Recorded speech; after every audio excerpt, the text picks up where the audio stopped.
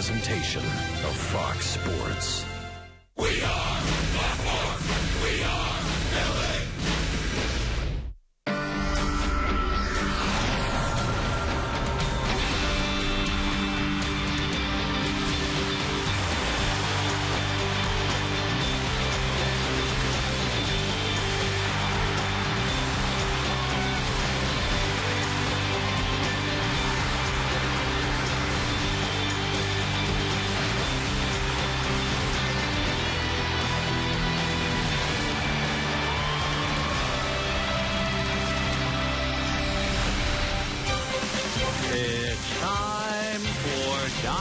Baseball. Live from Camelback Ranch in Glendale, Arizona, Line Ticket presents the Dodgers as they take on the Arizona Diamondbacks. Hi, everybody, and a very pleasant Monday afternoon to you, wherever you may be. Dodgers and D-backs, boy, they wailed on each other last year. They had 18 meetings, and the Diamondbacks won 12 of the 18. Not only that, they won 6 out of 9 at Dodger Stadium, and they won 6 out of 9 in Arizona, including the last 5 straight. Well, they met yesterday, and Arizona cleaned the Dodgers' clocks in a split squad game. The Diamondbacks are 9-11 in the spring, and the Dodgers are 8-12. Of course, remember last year, a good Arizona ball club finished third behind the Dodgers, who trailed the winning San Francisco Giants. So here it is. The Diamondbacks and the Dodgers going after each other again. We'll have the lineups. We'll get to the ball game. We'll have it all coming up for you right after this.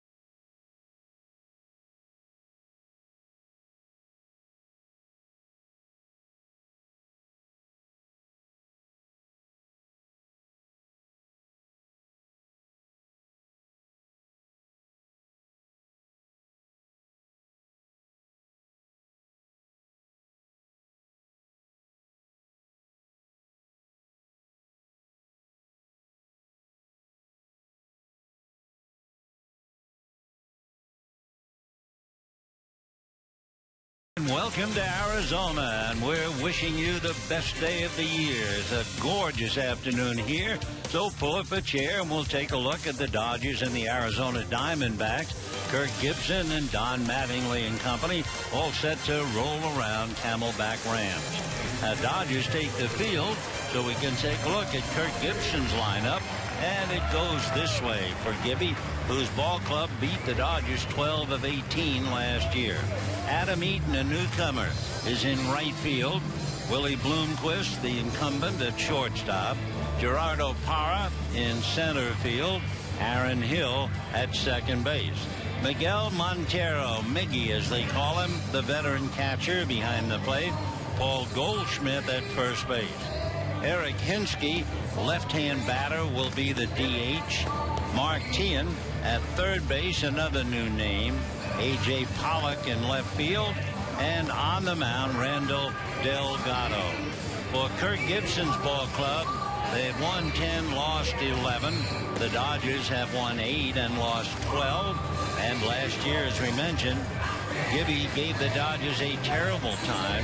He beat them 12 out of 18. And more than that, when he won 6 of 9 in Arizona, he beat the Dodgers the last 5 straight. So Arizona no longer with Chris Young, no longer with Justin Upton, but nevertheless a force to be reckoned with, thanks to the great work done recently by Kevin Towers.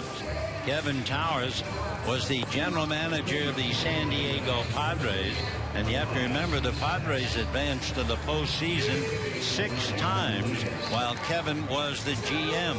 Colorado during that stretch made it twice. Dodgers, Giants, and Arizona 4 times each. So Josh Wall, a reliever, substituting today for Josh Beckett. Josh Beckett, who's been having a wonderful spring, came up with a respiratory ailment, they told us, and so he's been scratched, and we'll see Josh Wall. The Dodgers today figure to back up Wall with Sean Tollison and Paco Rodriguez. Meanwhile, Adam Eaton, the left-hand hitting center fielder, and they are really looking to him as the leader in that leadoff role. And Eaton backs away the pitch low, ball 1. They figure he might not hit with any power, but he brings a speed factor to the lineup Arizona has needed. Plus, he can play center field very well, and they want him to lead off. Out of a stretch goes Wall. The right-hander delivers fastball high and away, and the count 1 ball and 1 strike. Josh Wall is a big man. He is 6'6", 215 pounds, out of Walker, Louisiana. Second-round pick by the Dodgers back in 2005. Eaton takes a look at the strike.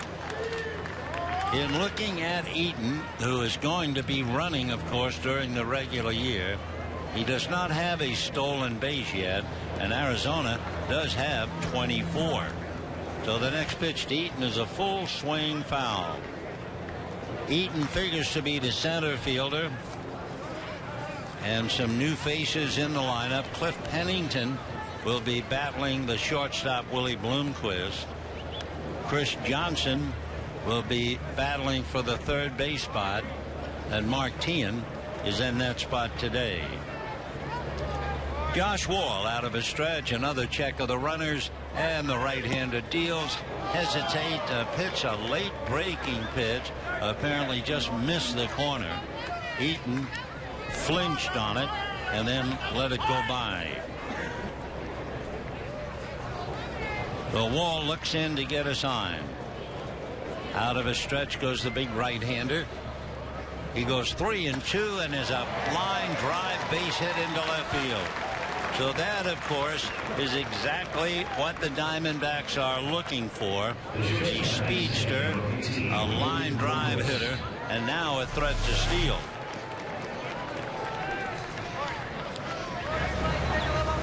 That'll bring up Willie Bloomquist, and of course Willie Bloomquist is certainly no stranger to the Dodgers. He'd been in the lineup on and off.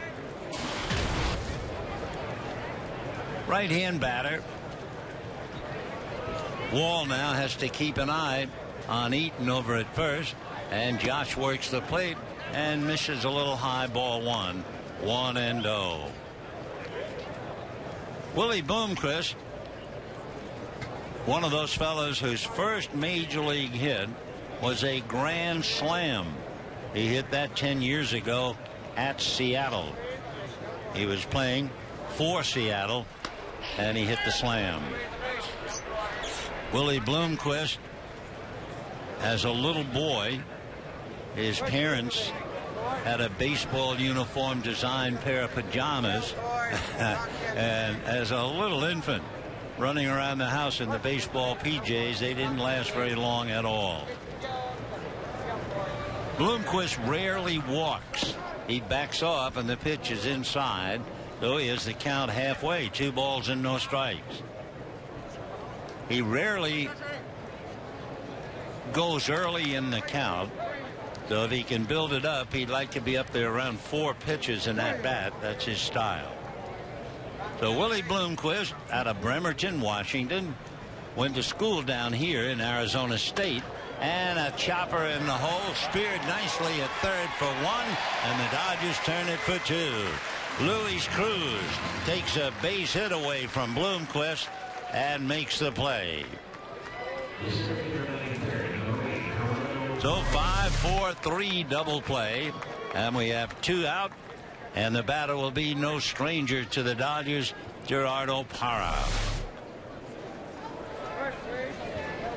So Wall working on Parra. left-hand hitter, fine outfielder, who now has inherited center field now that Chris Young has moved on. Parra looks at a strike, and the count 0-1. Parra's from Venezuela. An even 6, 195, left-handed all the way. Last year he stole third base 4 times. Big bouncer foul down the line. So he is daring on the base paths. Parra came up to the Diamondbacks in 2009, and he's pretty much been a fixture. He's another fella who in his first major league at bat hit a home run. He did that back in 2009. So Gerardo Parra, 35, he'd be 36 in May. Josh Wall gets 2 quick outs on the double play, and now working on Parra. On deck, Aaron Hill. Ground ball up along first base, gathered in there by Gonzalez, feeds his man Wall coming over, and that'll be that. So for Arizona, no runs, 1 hit, nobody left, and at the end of half an inning, D-backs nothing, Dodgers coming up.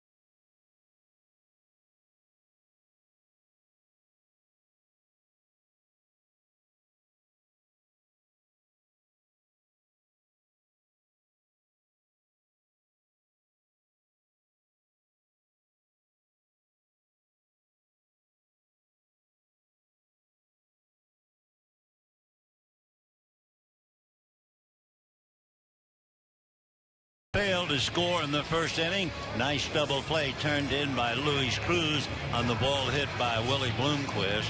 We can take a look at the Dodger lineup now, and it reads this way. Carl Crawford will be the DH, followed by Alfredo Emeziga. He's at second base. Matt Kemp in center, and Adrian Gonzalez at first. Andre Ethier in right field. Luis Cruz at third base. Elian Herrera in left field. A.J. Ellis behind the plate. D. Gordon, the shortstop. And Randall Delgado ready to go to work. Carl Crawford checking in, having appeared as the DH yesterday. He was 0 for 3, and now making his second start in a big league game. Remember, last July, he had Tommy John surgery. He has a look at a pitch, low, ball 1, 1-0. Randall Delgado has bounced around a bit. We'll tell you what he's done in the spring. This would be his 5th outing. Right-hander comes back with a fastball, a one-hopper to shortstop. Up with it, there's Bloomquist, and that'll be that for Crawford. 1 away. Alfredo Emeziga coming up. For Delgado, he began his first season in the Diamondback organization after a 7-player trade with the Braves. He's averaged over 9 strikeouts per 9 innings in his 6 minor league years.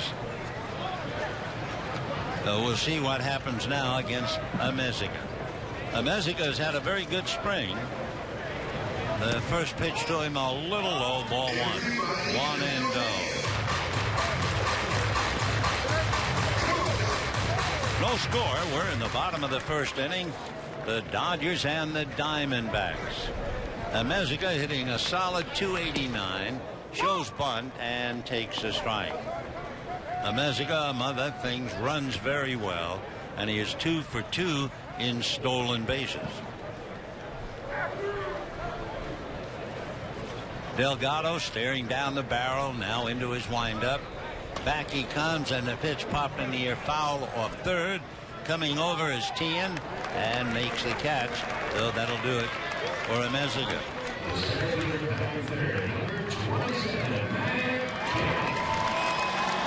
Matt Kemp will get a hero's welcome. Yesterday, playing against Arizona over at Walking Stick, they referred to his home run as a monstrous home run. So for Matt Kemp, hitting just 167, but he has that home run and a couple of runs batted in. He's coming back, of course, from the tender shoulder. Well, Matt figures to play just about every day. Talking about playing every day, one Dodger has done just that, so they're sitting him down today. The pitch to Matt Kemp, swung on, ground ball to the hole. Nice pick at third by Tien to throw him out, and that's it. The one Dodger who's played in all of them and is rested today, Yasiel Puig. So at the end of an inning, it's the Dodgers and the D-backs, no score.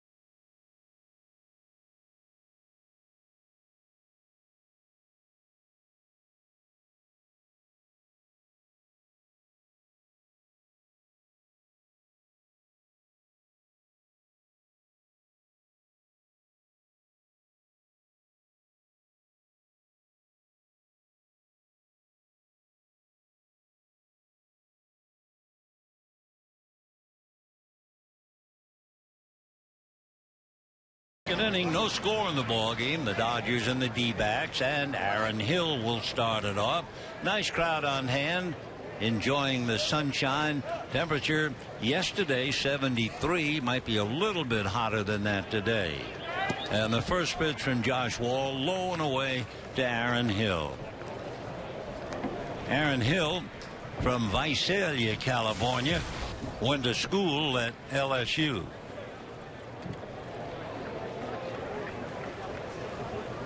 One ball and no strikes. Next one misses. 2-0. For Aaron Hill, originally signed by the Blue Jays and came up in 05 to Toronto and finally came over to the Diamondbacks 2011.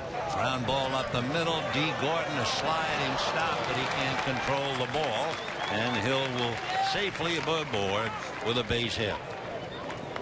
So Aaron Hill singles despite the heroic efforts of D. Gordon. That'll bring up an old pal, Miguel Montero, coming up. By the way, at the start of the third inning, we'll have a chance to visit with Dodger General Manager Ned Colletti. And we have a couple of questions trying to anticipate your questions. So see if they match up. So stay with us. We're in the second inning, no score. 2 hits allowed now by Josh Wall. And Montero, who was an all-star in 2011. Out of a stretch goes Wall and works it low, ball 1.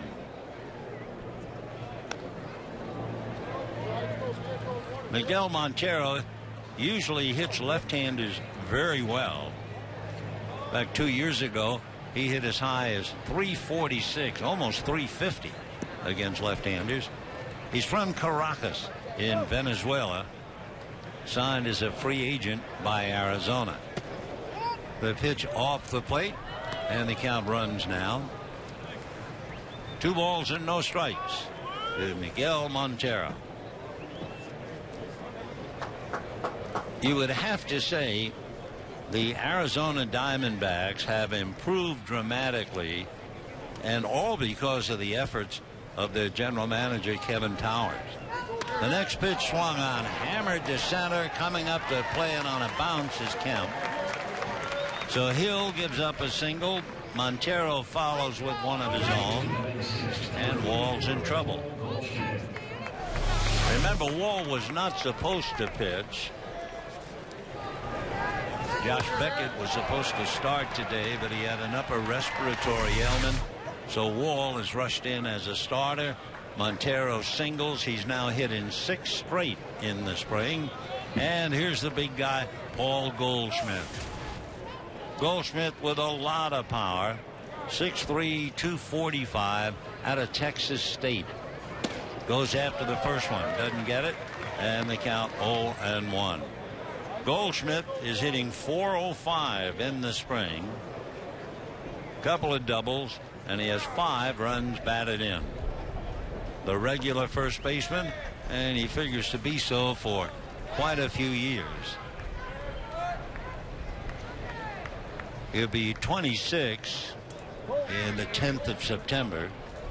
Born in Wilmington, Delaware, but he moved over here to Scottsdale. As big as he is, he bends at the knees and waist, hits one to center. Kemp started in, went back, settles under it to make the catch.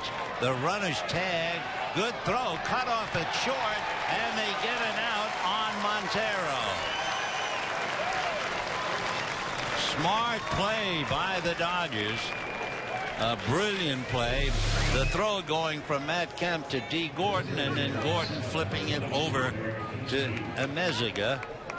So advancing is Hill to third, but it's a double play, 8-6-4. So 2 double plays in 2 innings turned in by the Dodgers. And now Eric Hinske coming up. Hinske, left-hand batter, takes a strike, and the count 0-1. Hinske is one of several coming over to the Diamondbacks during the reign of Kevin Towers. Like, for instance, Heath Bell is now in the bullpen for Arizona. You remember Heath when he was with San Diego, and he went to the Marlins, had a lot of problems there. They brought Bell to Arizona to back up J.J. Putz. They also have Martin Prado, a wonderful player, Cliff Pennington, and now they have some left-handed hitting. And there's a shot into right center, smothered in right center field. The desperate play by Amezaga, but no chance. So the run scores. 3rd hit of the inning as Hinske shot into right center field. So Arizona figures to have a very formidable offense. You might check your schedule if you want some fireworks. Whenever the Dodgers and the D-backs get together, it's going to be something. Because now all of a sudden, you know, they have Heath Bell, Cliff Pennington, the shortstop, Martin Prado, Matt Reynolds, Tony Sipp, Eric Chavez is now with them, Eric Hinske, Brandon McCarthy, and we're glad that Brandon is well enough to pitch again. Remember, he was struck in the head by a line drive pitching for Oakland. And they also brought back a former Dodger and Giant, Cody Ross. And as far as World Series experience, well, Chavez, Hinsky, Pennington, and Ross, they were in 64 postseason games. Only 16 players have returned for Arizona this year out of the 40-man roster. The next pitch fouled away. So Mark Tien waiting at the plate with the D-backs leading 1-0. Waiting on deck, A.J. Pollock.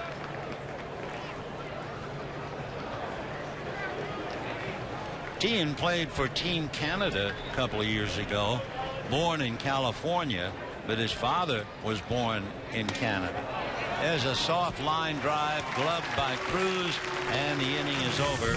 Despite the brilliant double play, 3 base hits for a run. And at the end of an inning and a half, it's 1-0 Arizona.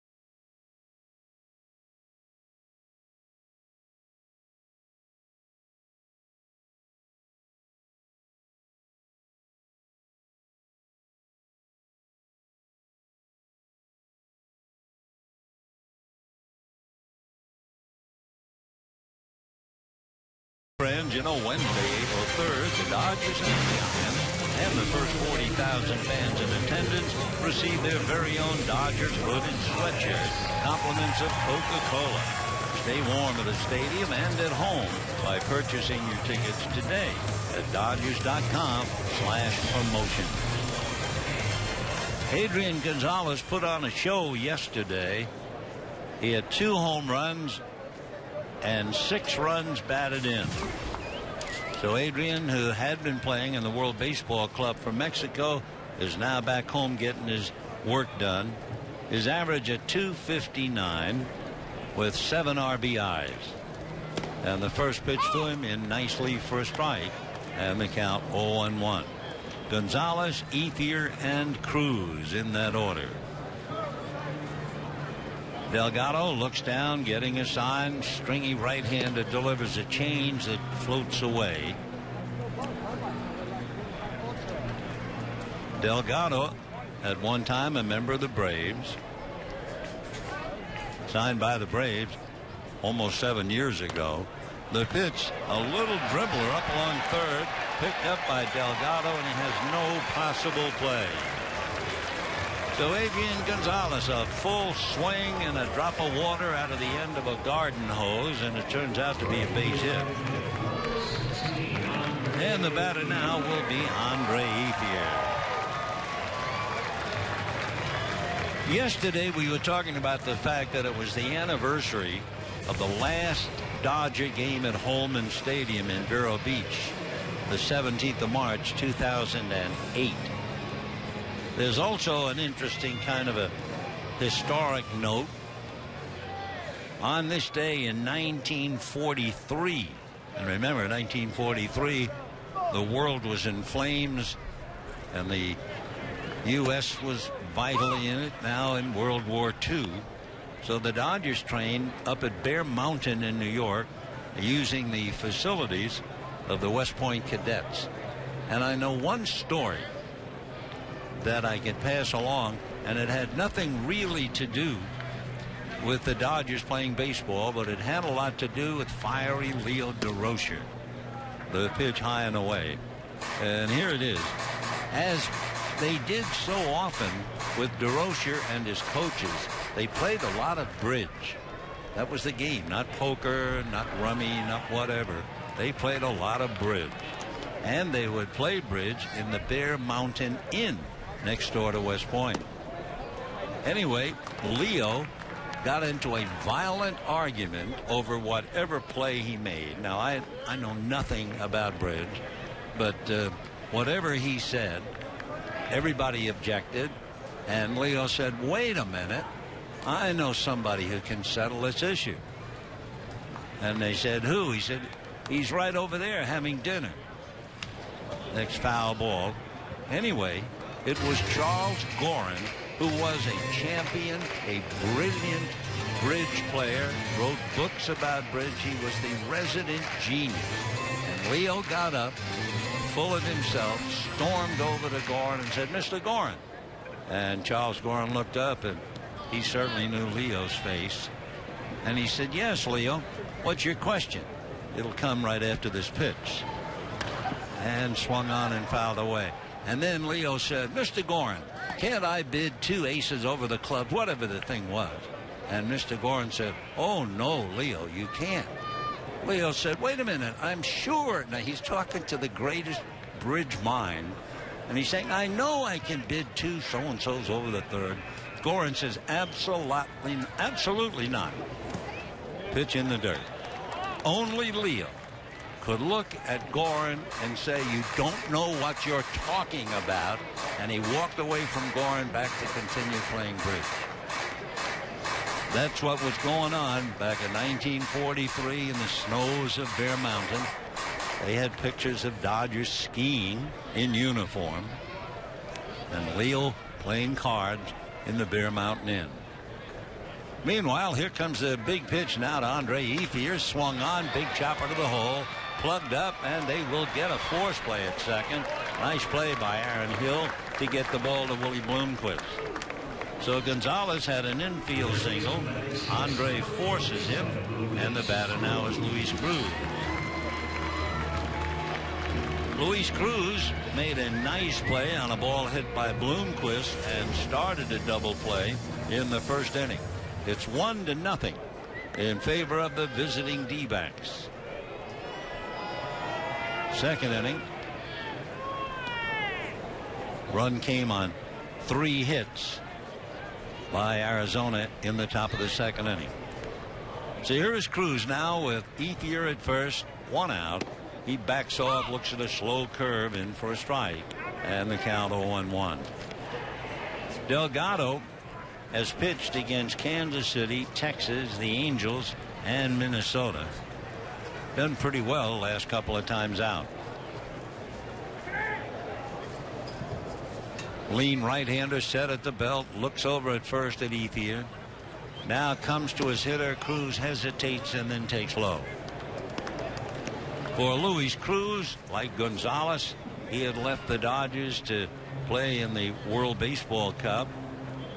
He's hitting .276 with 2 home runs and 5 runs batted in. So he's had a pretty good spring. The next pitch coming on, and Cruz swings and belts it down the left field line, but foul. So they'll have to crank it up and try it again. 345 down the lines, 380 to the power alleys and left center and right center, and 410 to straightaway center. But in the heat, the ball appears to travel just a little bit better. All right, Cruz back up and waiting. 1-2 the count to the right-hand hitter. Swings and fouls the next one away off to the right. The capacity here at Camelback Ranch is 10,300. But then there are grassy knolls, left field corner, right field corner, out in right field, left center. They can hold another 3,000. The pitch to Cruz is off the plate. So if you put the folks sitting on the grass as well as those sitting in the seats, you could get about 13,000. And the biggest crowd we have had here last year on St. Patrick's Day, 13,655. The next one to Cruz, he winds up and then holds up, and the pitch is low. As far as attendance is concerned, Dodgers have drawn almost 80,000. They're averaging about 6,600 a game, and they played 12 games at home. Delgado leans on the left knee to get a sign. Cruz waiting. Now the right-hander delivers. Runner goes, and it's fouled back. Elian Herrera waiting on deck. 1-0 Arizona. Again, a reminder, Ned Colletti will be up here starting in the third inning. We're now in the bottom of the second. And we'll see what he thinks, about spring training. What did he think of the World Baseball Classic? What do you think about all the games that have been played? And then how do you judge the outcome of these games? We got a bunch of questions for him. 3-2, runner goes, and Cruz hits one in the air to deep right center field. Racing over and making the catch is Aaron Eaton. And the throw back to first in time, and they double up Ethier. So Andre Ethier doubled up as Adam Eaton makes the catch and then nails him. We've now had 3 double plays in 2 innings. The Dodgers have turned 2, and now the D-backs turn 1. And don't forget, Ned Colletti will be here in the third. At the end of 2, 1-0 Arizona.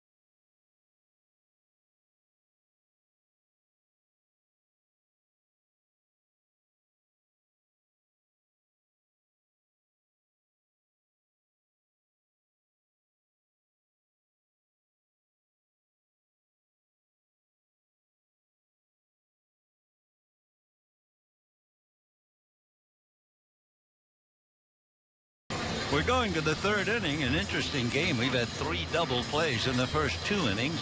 Arizona leading the Dodgers 1-0. And our guest general manager, Ned Colletti. Ned, this question I bring up, I think, almost every year, just to the fans.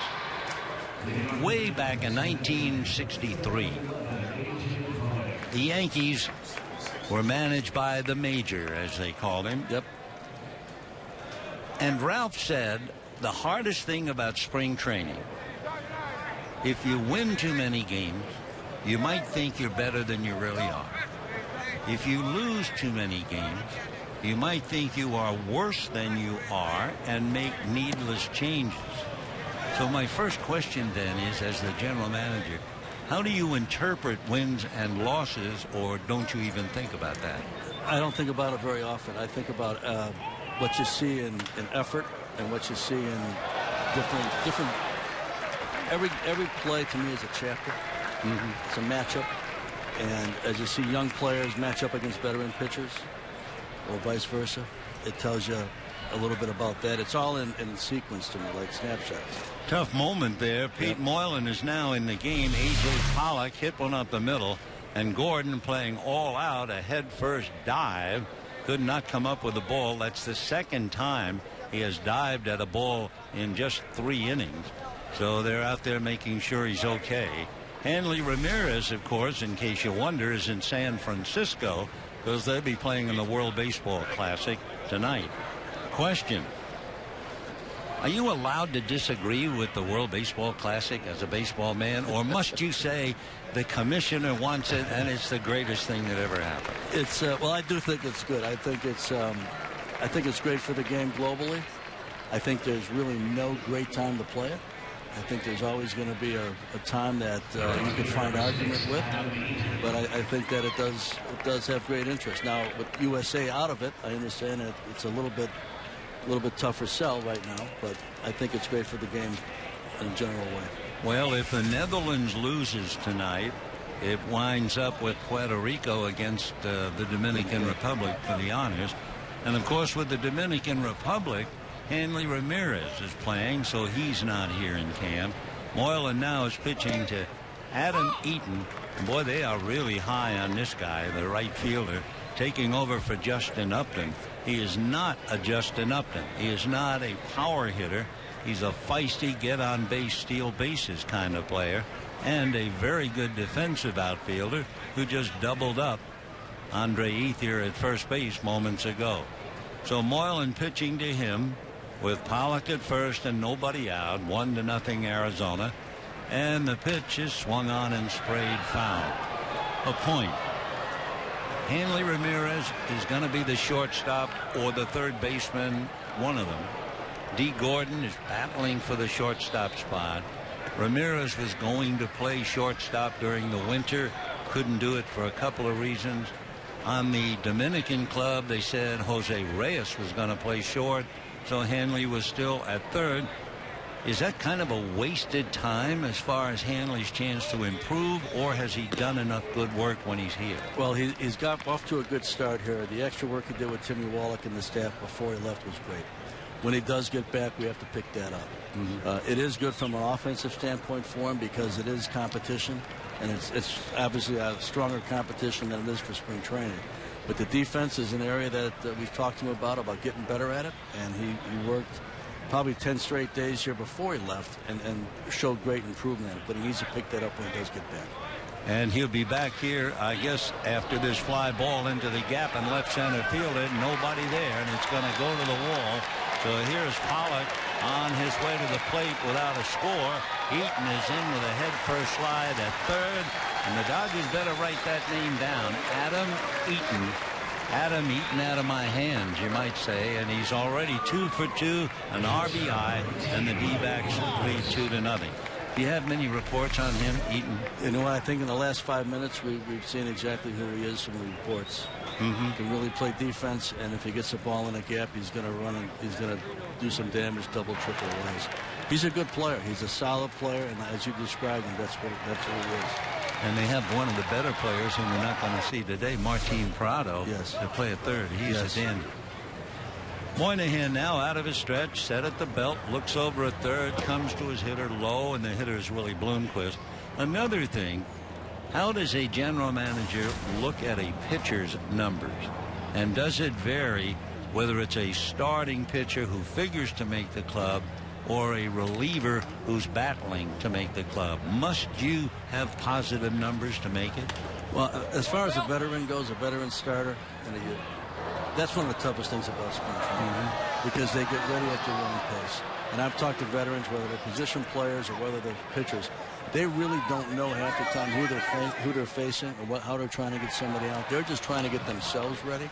For a young pitcher, I like to see the last 10 days here, the last 10 days, 2 weeks, is you're going to see hitters that are more ready to go than they were 2 weeks ago. And like you watch Josh Wall, young pitcher, trying to make our club, how he does against these guys that are getting closer to being big league season ready. And I think that's kind of a key. What you see early in the camp is kind of interesting. What you see late in the camp, I think, is far more instructive for you. There's always a battle cry during spring training and even the first couple of weeks of the season. There's a check swing and a strike. And that is, one time you'll hear the pitchers are ahead of the hitters. And then later you'll hear, well, the hitters are ahead of the pitchers. Now, can you actually put a date on that? When is it? When does it all even out? Well, when do the pitchers get ahead or when do the hitters get ahead? How does that work? I think it's all on the individual. 2-2 pitch is swung on. Ground ball to short. That's going to get a run home. The out recorded at first. D-backs have scored twice now and lead 3-0. The hitters that are hitting 300 or better are ahead of the pitchers, and the pitchers with low ERAs are ahead of the hitters. Okay, that's good enough for sure. All right, now it's 3-0. If pitching is at least 75% of the game, I don't know what percentage you would put on it, but everyone always talks about pitching is the most important. That's why you usually have 11, 12 pitchers on a staff. How many pitchers, all calibers, when the Dodgers came to camp, how many pitchers did you start spring training with? Boy, I think we started with close to between 25 and 30. Wow. Yeah. But of course that makes a lot of sense because of the WBC and players having to get ready. Spring training was earlier this year. You needed a lot more bodies to pitch. I think you're playing 40 exhibition games. Extra games this year, plus a few split squad games along the way. And the pitchers, you got to almost be less than more early on. And if somebody has a rough if they're going to go 3 innings and they've had a tough couple of innings, that's it. So you're always going to be short an inning here and there unless you have enough to cover it. I used to always talk about the presence of the rubber shirt that the players wore to sweat off excess pounds, and that's the way it always was way back when. But in this day and age, I think you can truly say every player who comes here is in good shape. All they need is a little tune-up as far as eye-hand coordination or whatever. Yeah, they do spend a lot of time getting in condition in the offseason. We have camps all year long, too, that keep guys at least close to where they were at the end of the season. Certainly the month after the season, players need to kind of refresh their bodies and take a little time off. But it's different than it was years ago, where they do spend more time on conditioning, and probably for the most part because of what they can make and what they can earn by doing it, and because they don't have to work a second job in the winter. There's a high fly ball to right field. Backtracking, waiting for it to come down is Ethier. And that will take care of Gerard O'Para. And will bring up Aaron Hill. Aaron Hill has probably been one of the more successful hitters this spring on any team. He's hitting .517. That kind of gets your attention, although it brings up a question. You have to be careful about players who played winter ball and come to spring training, don't you? They're suddenly ahead of everybody else. It's a great note thing. It's because they've been playing, and they come right from Latin America, for example, and they come right in here while other guys have been sitting at home or working out for 3 or 4 months. So you have to measure that too. Spring training is, for me, it's really measuring the entire package somebody can bring. If they've been playing, if they haven't been playing, if they're coming off an injury. And then you combine that with what they do in certain situations against certain caliber of players. As I said, the last couple of weeks is very interesting because the major league guys are pretty ready to get it going. And if you got somebody trying to make the club, you'll see if they're really ready to make the club. I bet. Do you scout? Do your scouts scout exhibition games? Oh, yes. We've got every team is covered. A couple scouts on every team in baseball, both in Florida and Arizona. Moynihan's pitch is whacked down, up with it easily at short, looking okay as Gordon to throw him out. However, the D-backs put a deuce up on the board, and at the end of 2.5 innings, it's 3-0 Arizona.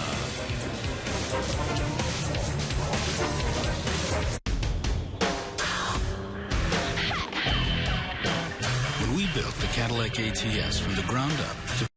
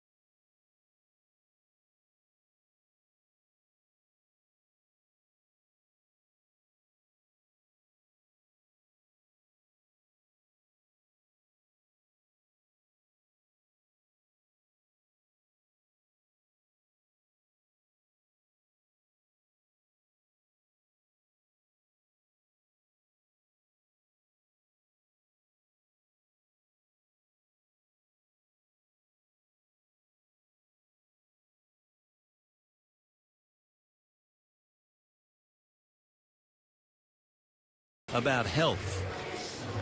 You came here with your team and a lot of questions about health. Are you satisfied at this stage with the condition of all of your pitchers? You know, Ted Lilly hasn't had a lot of opportunity. He had one game that was rained out after an inning over in Scottsdale, and he pitched yesterday. I saw him over at the Arizona ballpark. I think Ted needs to build a little bit more arm strength. Guerrero has missed most of last year. He's come back and he's had some good days. Position player-wise, I think Carl and Matt are both on track to open without any issues, providing there's no setbacks. If they continue on the same path, I think they're both open with us. Well, that's good. So it's elbow for Carl Crawford, and he's swinging the bat reasonably well. Matt hit a home run yesterday, so I guess his strength is starting to come back. Yes. Elian Herrera, one of the many battling for a job. He'd be followed by A.J. Ellis and then D. Gordon. In the third inning, 3-0 in favor of Arizona. We have one big headline player. Every now and then you get it. The pitch is a strike, and that'll do it for Herrera. 1 out in the third inning. Certainly the headline player for the Dodgers is the big kid from Cuba, Yasiel Puig. I know it's early, but he has certainly caught the attention of everybody. Well, you know what? You can watch him either, in a game or in BP and turn your back to the field, and when he's hitting, you know it. Maybe. You know it by the sound. You know it by how far it goes. We've been waiting for spring training since we signed him to see how he would do in almost a daily routine, and he's done very well. I think if you look at the scouting report on him, he's got a plus arm, plus speed, plus power. He still needs to play every day. He needs to play the game a lot. He's got a little bit of rough edge to him, but the talent there is really, really special. He had problems in Puerto Rico, and I think he struggled in the Arizona Winter League here. So it's a big surprise. But the big question now is, in spring training, almost anybody up here can hit a fastball. Yes. But how far away are you on this 18th, 19th of March from opening day? How far are you from starting to see Major League breaking balls, Major League change-ups? They're not here yet. No, it'll start in the next couple of weeks, but like we were talking at the break, between midnight on the 31st of March, the last day of the camp, and April 1st, everything changes drastically. That's something we need to see from him, and we need to see how he adjusts to really true big league pitching. Mm-hmm. Not somebody trying to make the club, not somebody trying to work on just getting ready, but somebody who can really pitch. And I think that's really what separates every good hitter And, they started to pitch him in a little bit more lately. They started to throw more breaking stuff away. And, he's adjusted so far, but the game is always an adjustment. The best line so far I've read about him was a quote from Don Mattingly, who said, when the pitch is in the strike zone, he makes contact. Yes. He'll miss chasing pitches, but not if they're in the strike zone, which is really encouraging. It's rare that in spring training, I have to almost go back in Arizona to like when McGuire and Canseco were coming up with Oakland, where you had heard all this about him, and when they play games over at Phoenix Municipal Stadium, everybody stopped to watch. Yeah. And it's the same thing with Puig. Sure. And I remember years ago, the Giants training, and they had a phenom. They called him Hondo. And all through New York, they kept waiting for Hondo. Turned out to be a pretty good player by the name of Clint Hartine. Yes. And I just look at Puig now, and I'm starting to wonder and watch his development. It should be interesting. The other story, and we might be able to get it in, maybe not, but it's the beat-up veteran who has had a couple of very disappointing years, and he's still trying to make the squad. And that, of course, would be Juan Uribe. We've had Juan play some first base. We do need somebody that can play first when Adrian takes a day off, so you would go right-handed hitter versus the left-handed Gonzalez. He's actually played first base pretty well. He's had a decent camp offensively. His defense is, his range isn't great, but what he can get to, he's pretty sure-handed with it. He's been good at first base, and we'll see how the opening of the season goes and make some decisions at that point in time. But he's had a better camp than he's had seasons lately. The pitch of the plate to Gordon in for a strike. Now, D. Gordon is kind of a pleasant problem. What the heck are you going to do with him? Well, if we're all healthy, he's probably going to start at AAA. But I think what we did with him last year was almost unfair. Telling him, you're going to be the leadoff hitter for the Dodgers. You're going to play shortstop every day. And when you think about his really youth as a baseball player, he's not somebody that played it a lot as a kid. That it was probably too much to ask, and I think he struggled from time to time, both offensively and defensively. So the more he can play and the steadier he can become, especially at that position, especially where we play and what our expectations are, I think it'll be a better experience for him. He's a remarkably exciting player, D. Gordon. So if he makes it, he'll be a joy to watch. Here's Carl Crawford now. He was 0 for 3 yesterday. He hit one ball in the air to center, hit a couple of ground balls to short. His first time up today, he hit a ground ball to short. Is there any point to where he hits the ball at this stage? No, it's really getting timing and getting ready. He's coming off a Tommy John surgery, which obviously for an outfielder is a lot different than a pitcher.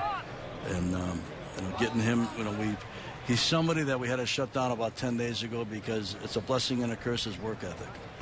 It was far too much, actually. Sure. 5 o'clock in the morning, he's in the training room and trying to get ready and trying to push the calendar faster and faster, and sometimes Mother Nature will slow you down. But as of right now, he should be ready for opening day. It's not going to be the offensive part of it because he can swing without any limitation. It's going to be his arm and how strong his arm is, and we don't want him overdoing it. And we learned a little bit of a lesson 10 days ago that if we let him overdo it, he'll overdo it. When will he start to really throw, or is that still a ways? You know what? He's been throwing. He's been throwing up to 90 feet, 100 feet. Oh. Probably got to get up to 125 or so to really be major league ready. With 2 weeks to go, there's a chance that he'll be at that. But again, we don't want the competition of the game where you can do it in practice and you can replicate hitting the cutoff man. He bangs one off the glove of the shortstop, Bloomquist, and it's a base hit into left field. So that's the first one for him this spring. Now everything has gone the other way. Yeah. How do you rate that? Well, it's a bit of timing right now. He's still working on getting his timing. Again, you can hit off the tee. You can hit off of coaches. You can do all that when you get into a game, even a spring training game. It's faster. Again, April 1st, it'll be really faster. So I think that him making contact, him getting his timing, him getting some confidence that he's not going to feel any pain when he hits. I think all those are things that are positives in spring training and positives thus far. But I think on opening day, if he can, what we don't want him to do, what I was saying before he singled, is we don't want him getting in a game situation in the regular season where he overdoes it, whether it's a ball in the corner and he tries to air it out and he's not quite ready to air it out yet, you know. But they're aggressive and you can't really tie them up. They're going to do what they do. Exactly. Well, here's a little guy who has been putting on a show. Meziga hitting about 290, fouled out his first at-bat today and takes off the plate. You have quite a few, I wouldn't say problems, they're riches in some versatile players on the infield and the outfield. Yeah. National League, you know, we try to have as many players that can play as many different spots as possible to give Donnie as many options in the course of a game to use. And Meziga is another one like that can play 3 or 4 different spots. Broken bat, Nubber up along third. They will throw him out, and that's the inning. Well, Ned, bless your heart for your time and efforts. We sure appreciate your insights and what you see and think about during the year. And of course, we wish you the best. Thank you, Vin. Always a pleasure. Thanks, Ned. The end of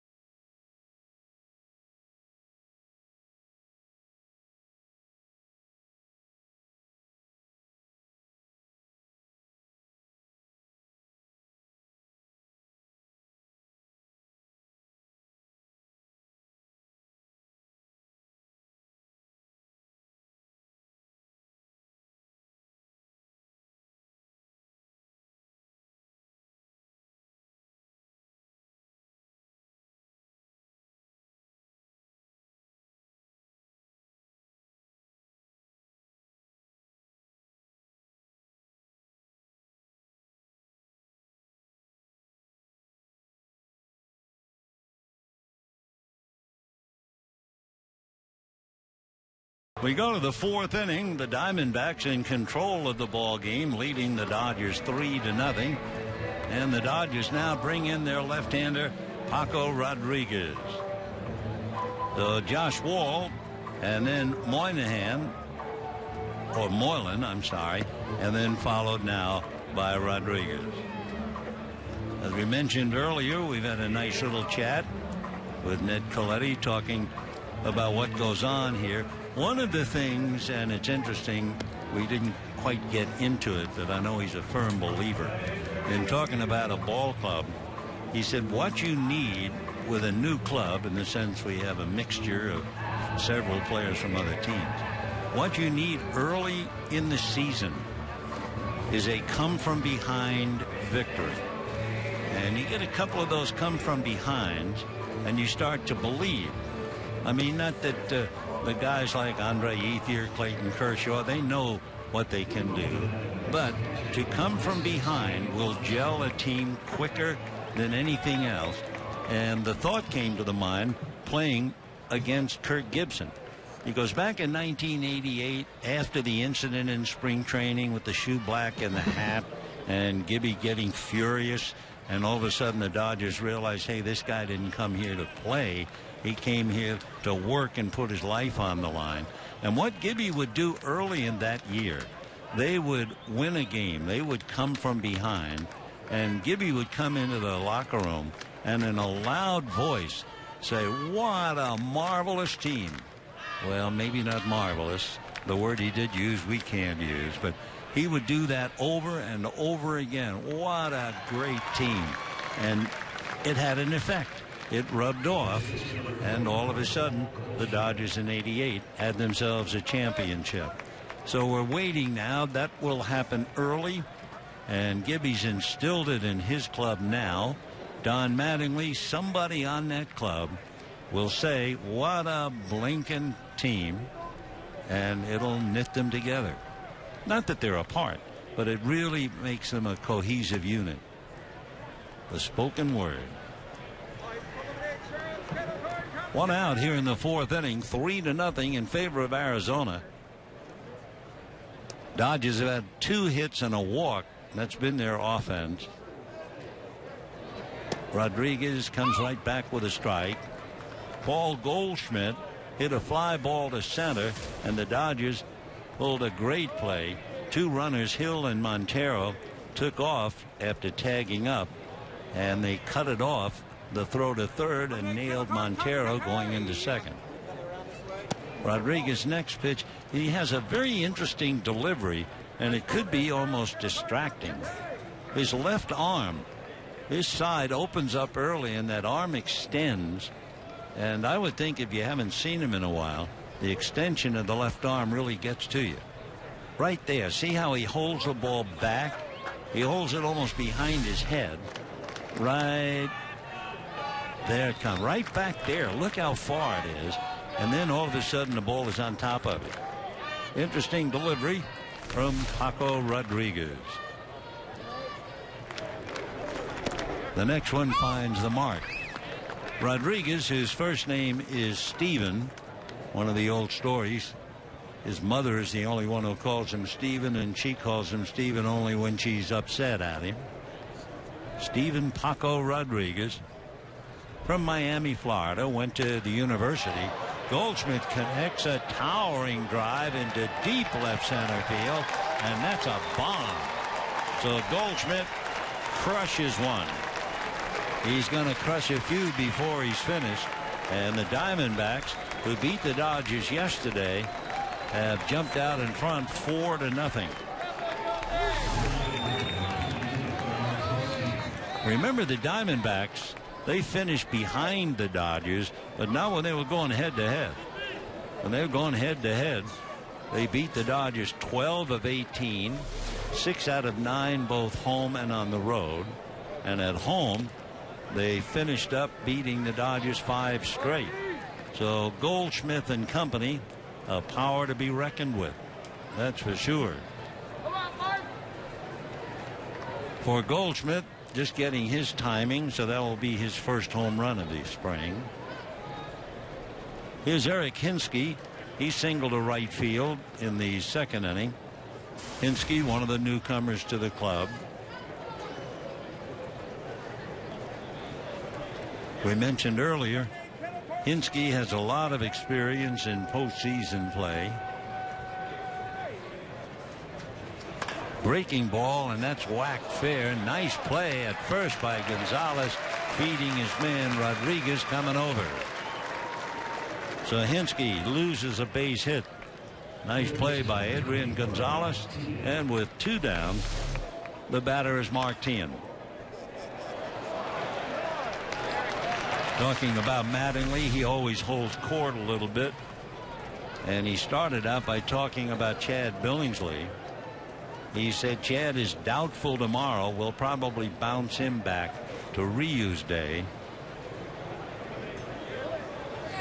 It's not Billingsley's arm, in case you're worrying. It's a finger, a blister, and what they're worrying about, he'll try to compensate in his grip, and then of course you can hurt your arm. So tomorrow, if Billingsley can't pitch, it'll be Capuano. Another ailing pitcher, Zach Greinke. Zach Greinke felt good today. So the 20th, we're going to try and control an outing, and he might pitch on a minor league game. Today, Greinke pitched a little bit in a bullpen.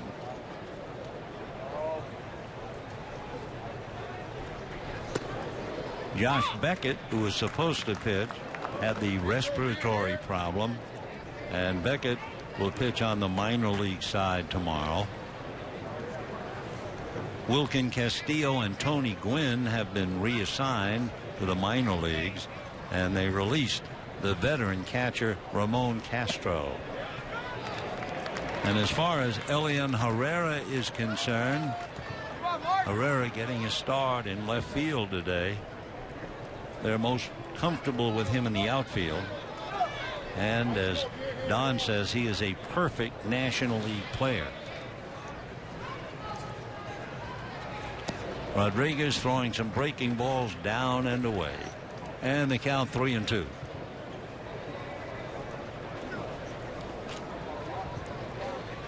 Four to nothing in favor of Arizona. They picked up a run in the second, 2 in the third, and another here in the fourth.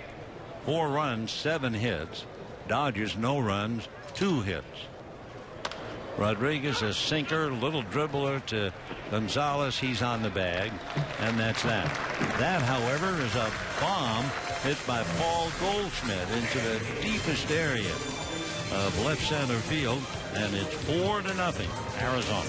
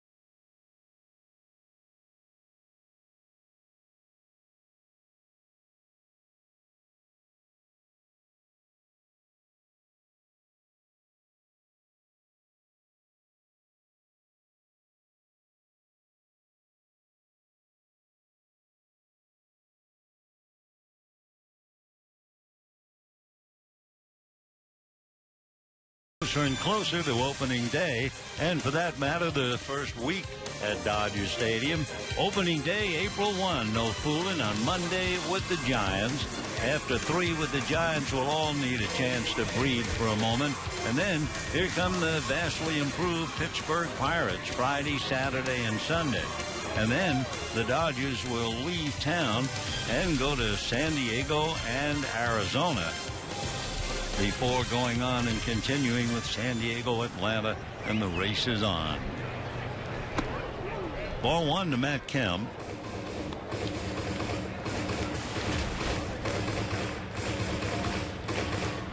Matt grounded to third in the first inning, homered yesterday against Arizona.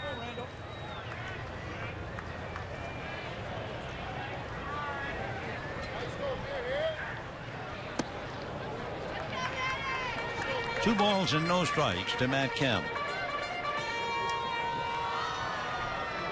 So Randall Delgado has shut the Dodgers down a bit. Just 2 hits. Right-hander formerly in the Atlanta organization. And he picks up the strike. So he's facing Kemp, Gonzalez, and Ethier in the inning.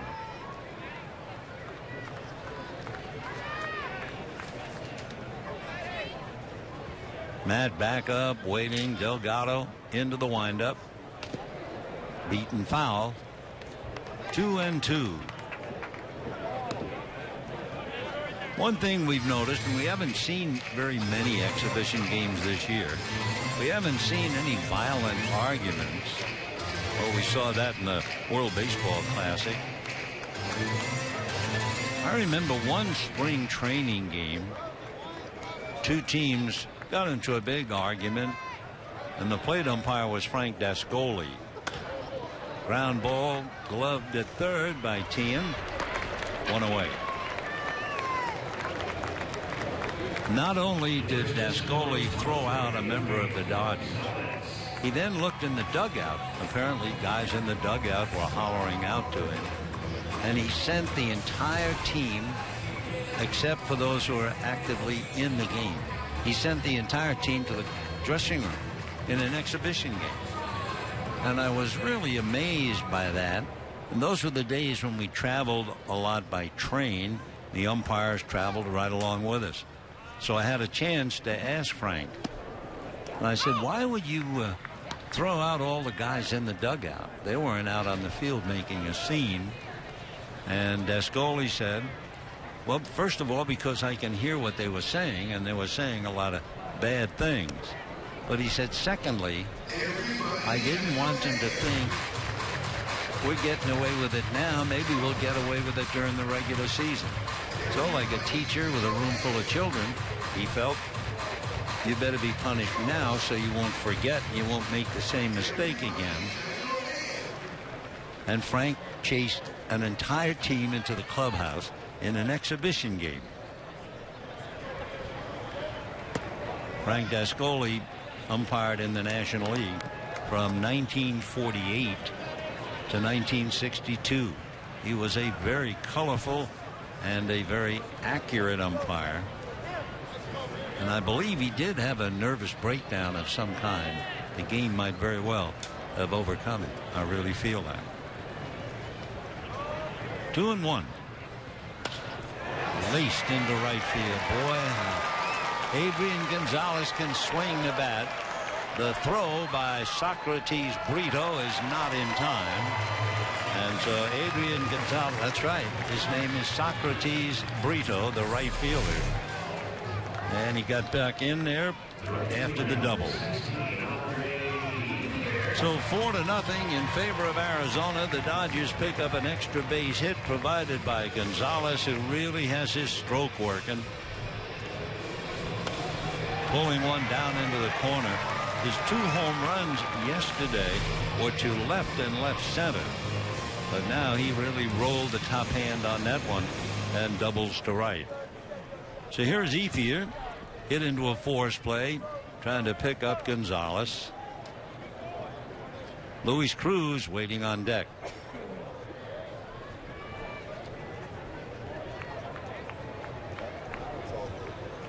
Four runs, 7 hits. That's for Arizona. No runs, 3 hits for the Dodgers, facing Randall Delgado, former property of the Atlanta Braves.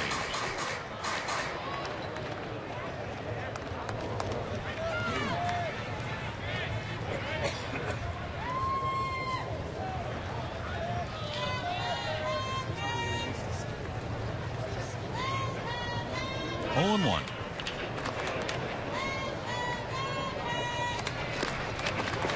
If you joined us a little late, Arizona scored a run in the second inning, 2 in the third, and 1 more in the fourth. The Dodgers have been shut down thus far on just 3 hits and no runs.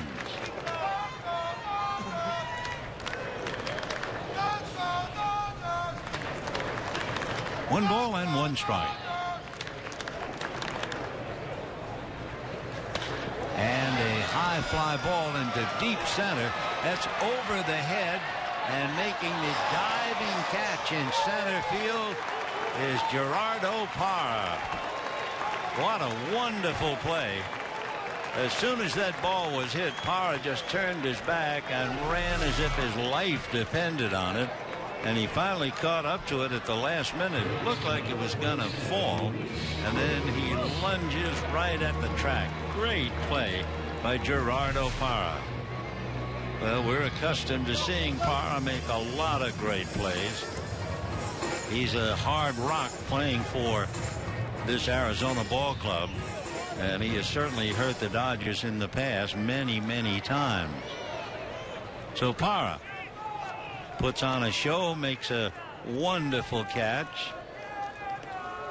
Parra's an even 6. He's 36. And that's a pop fly that ought to end it. It does. So the great play by Gerardo Parra. The Dodgers lead Gonzalez.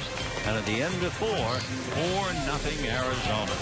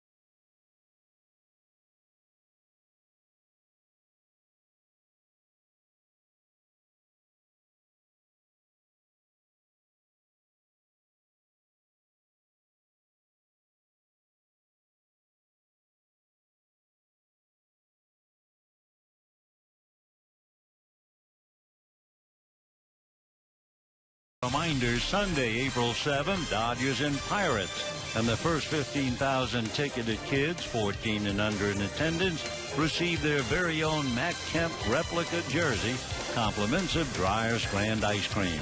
For tickets, visit Dodgers.com/promotions. Well, thanks to Gerardo Parra's circus catch in center field, the score remains 4-0 in favor of Arizona. A.J. Pollock starting it off.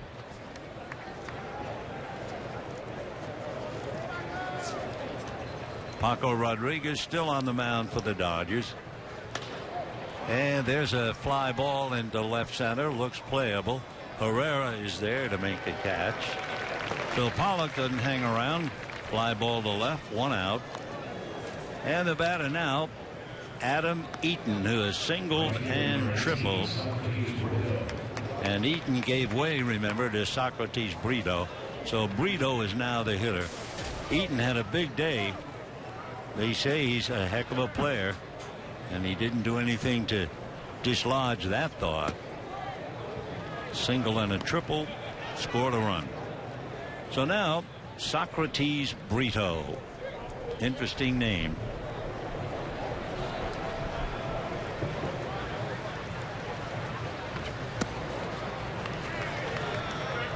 One ball and 1 strike. We were talking before the game about rather unusual names for ball players. The Braves had a little outfielder many years ago. His first name was Wonderful. His last name Mons, M-O-N-S, but Wonderful Mons.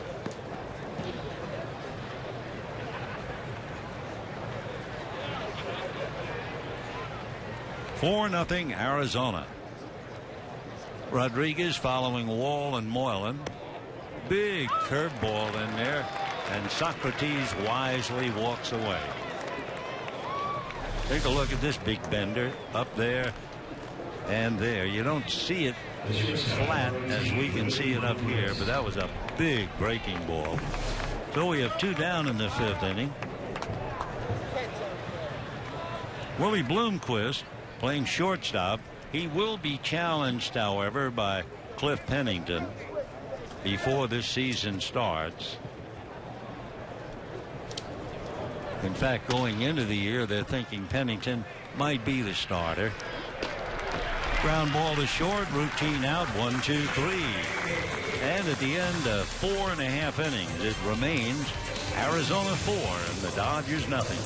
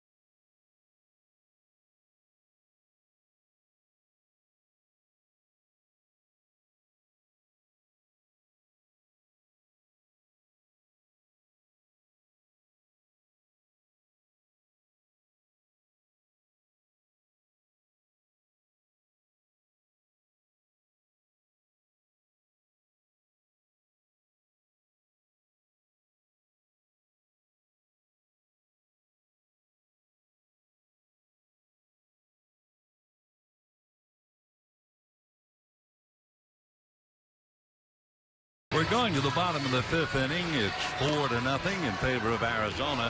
So far, the day would belong to the kids in the stands and Randall Delgado out on the mound.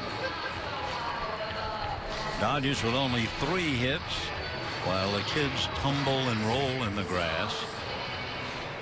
Randall Delgado has made 55 pitches in 4 innings.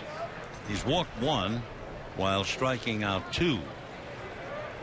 Elian Herrera, then A.J. Ellis, and D. Gordon.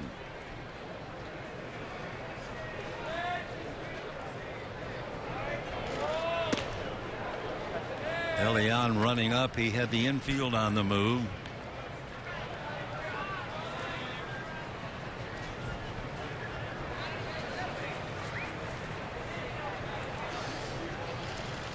Full swing shot up the middle. So Elian Herrera, a single to center, and that will bring up A.J. Ellis.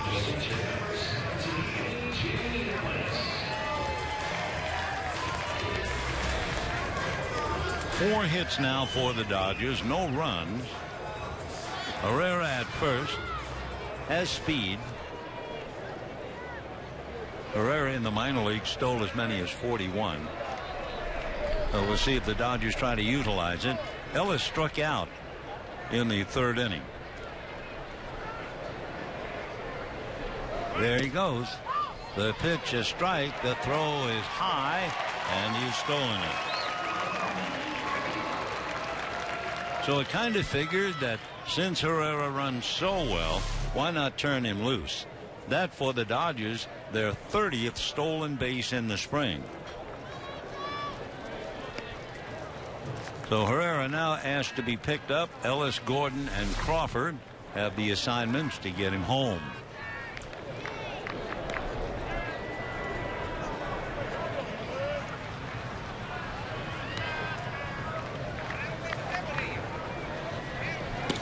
And ball 1. Gerardo Parra and also Socrates Brito appear to shorten up a little bit in the outfield. Pollock, however, is deep in left.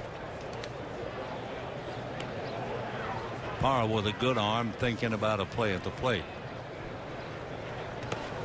Off speed in the dirt. 2 balls and 1 strike.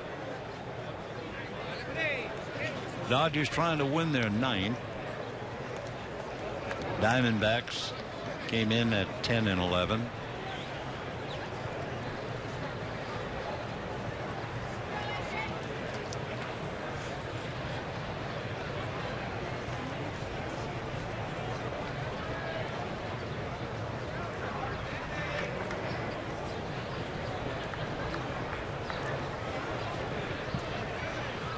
off the rubber. So Herrera, with the left side of the infield deep, has already planted the thought that he can steal, giving Delgado something to think about. That's a strike. Trying to bother Herrera. They had Willie Bloomquist starting to dart to the bag, take a step away from Elion. And the duel continues here as they get ready for the beginning of the season.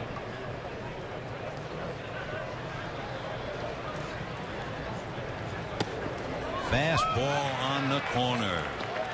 So A.J. Ellis strikes out a second time. Caught looking at a good fastball. Take another look. Bam. Right on the edge. Or as the players say, the black. So that's a big pitch, and it fails to advance Herrera. He's now made 62 pitches. But he looks like, and although we don't have anything on Rando Delgado, I wouldn't be surprised he pitched winter ball, because he looks terrific. The bunt at third drops safely. It will stay fair. So D. Gordon bunts for a base hit. Taking third is Herrera.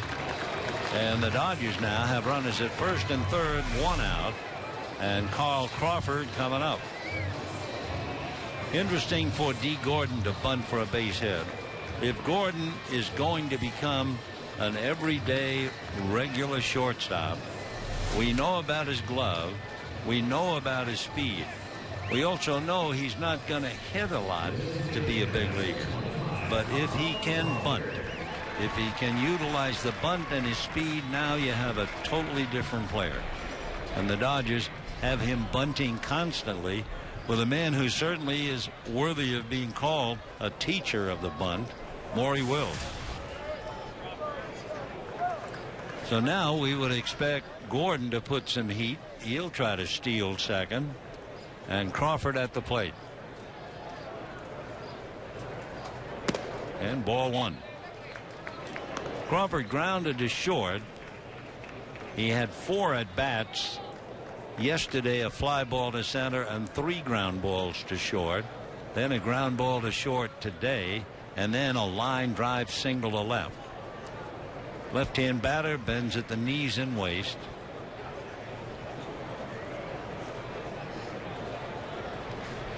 Montero does not come high up out of the crouch. He wants that ball to be low, but he turns so that his right shoulder is closer to the plate umpire than his left.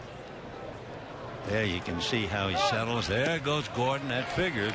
Throw down is not in time. So all of that figured. Once Herrera got on and stole second, you knew if Gordon got on, he was going to run. And sure enough.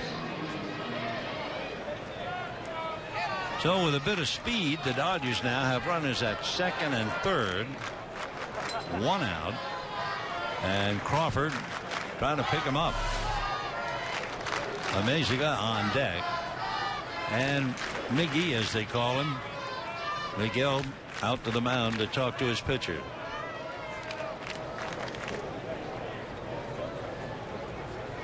Now the plate umpire started to go out, comes back.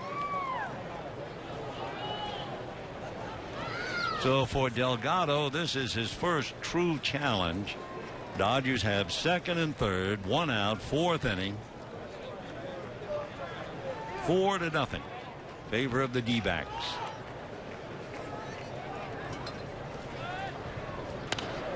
Fouled away off to the left. Bangs off the roof and comes back to the customer. Nice crowd enjoying a beautiful day. Temperature 73. A bare little lamb running across the blue sky up ahead. And Crawford slaps it into left center. That will get 1 in. Here comes Gordon. Parra's throw is out of the glove of Miguel. Though in a swipe type collision, it wasn't like Gordon overpowered Miguel Montero. But the ball gets away. The Dodgers get 2. Arizona's lead is 4-2, and the Dodgers did it with speed. Just a slap line drive hit for Carl Crawford. Parra, a fine outfielder, a strong left arm, made a good throw. Montero tried to one-hand and catch it, couldn't do it. And Gordon shaken up a little bit, but he didn't really have a collision with Montero, only perhaps with a glove.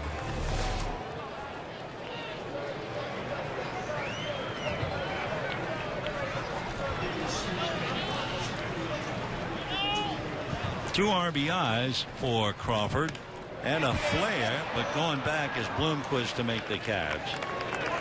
So a Meziga, a little pop fly. That's the second out of the inning, and the batter will be Matt Kemp. So in the inning, Elian Herrera single to center, fastball, and he hit it right through the legs of Delgado, and then he promptly stole second base.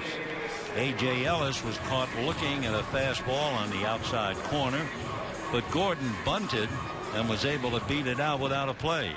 And then, as you would expect, Gordon immediately stole second.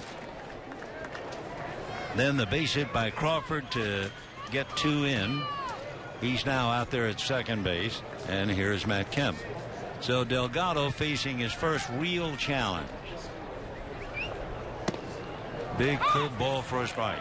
The other thing about Gordon bunting, you will almost take it for granted. If he gets a bunt single, it's a double. That's the way the Dodgers are going to play it. 0-1 to count to Matt.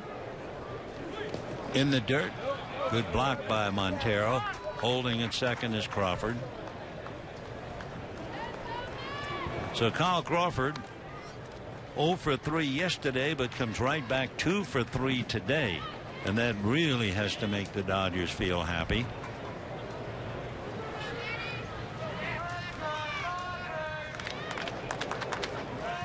Matt trying to pick him up with Adrian Gonzalez on deck.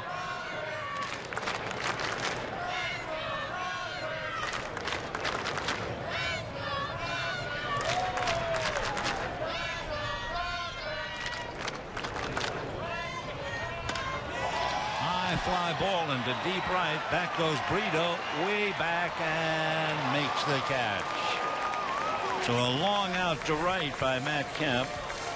The Dodgers get 2, leave 1, and it's 4-2 Arizona.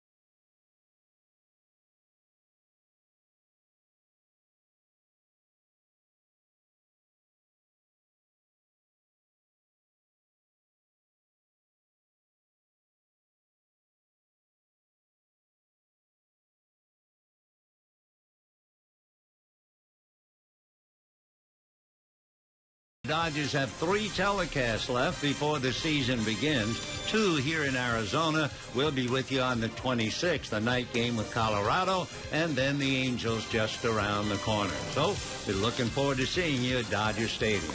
Let's get back to this one. Meanwhile, good ball game, 4-2 in favor of Arizona, and the Dodgers make a couple of changes. Sean Tollison will pick up on the mound. And around second base, the Dodgers make changes. Brian Barden takes over for Amezaga. And Miguel Rojas takes over for D. Gordon. They'll have to check how they're hitting. I know Barden's batting ninth. So we will put Rojas in Amezaga's spot and move along. Sean Tollison, 6'2", 210, and the bunt foul off the bat of Gerardo Parra, who made that great diving catch earlier, and then a strong throw to the plate, almost getting Gordon. Tollison from Dallas, Texas, 25 years old.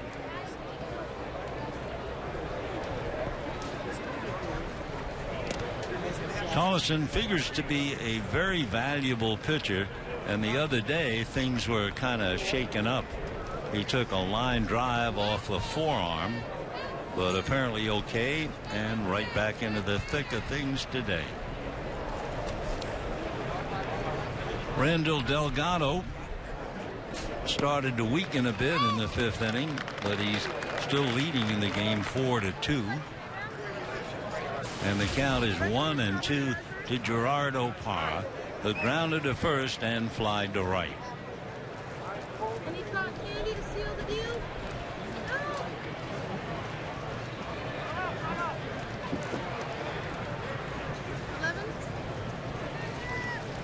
Parra, Hill, and Montero due up. Sprayed foul down the left field line, out of play.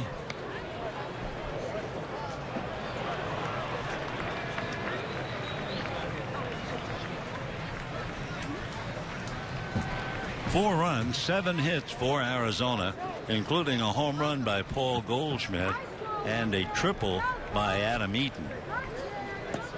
Bad ball chased and missed, and that will do it for Parra. Dodgers, meanwhile, had 1 extra base hit. That was a double by Adrian Gonzalez. So 4 runs, 7 hits for Arizona, 2 runs, 5 hits for the Dodgers. And we've moved into the 6th inning. Ball 1.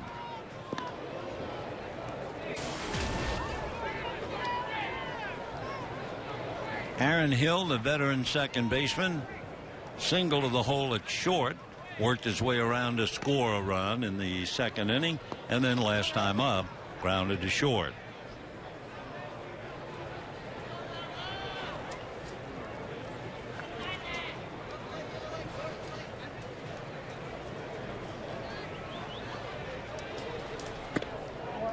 Just did hold up on a pitch high.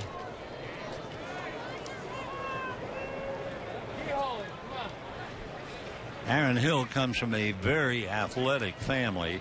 He's from Visalia. At one time last year, he had a 19-game hitting streak at home. Very good eye at the plate.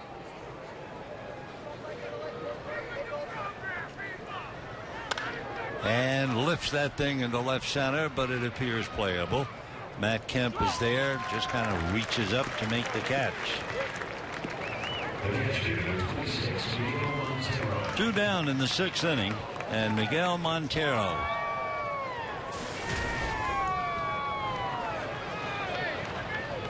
Montero is singled and fouled out. He's 1-for-2, the all-star catcher from 2 years ago.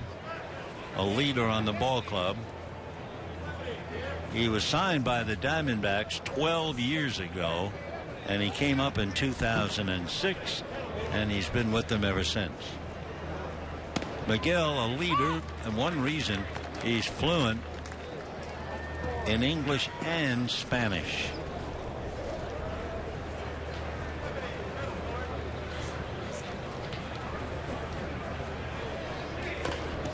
Pull foul. Montero, not only the leader of the club and an all-star, back about 4 years ago he got the Good Guy Award the player who most fosters a positive relationship with the media who cover the Diamondbacks. He's always available, win or lose.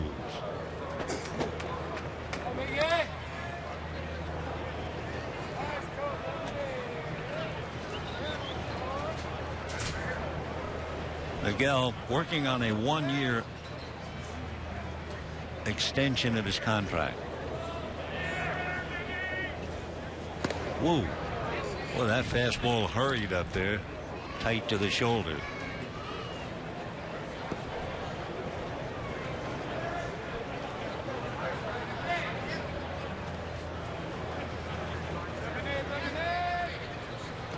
And bad ball in the dirt. Montero chases that. So Parra did the same thing, striking out on a bad ball. A 1-2-3 inning. And at the end, 5.5, 4-2 Arizona.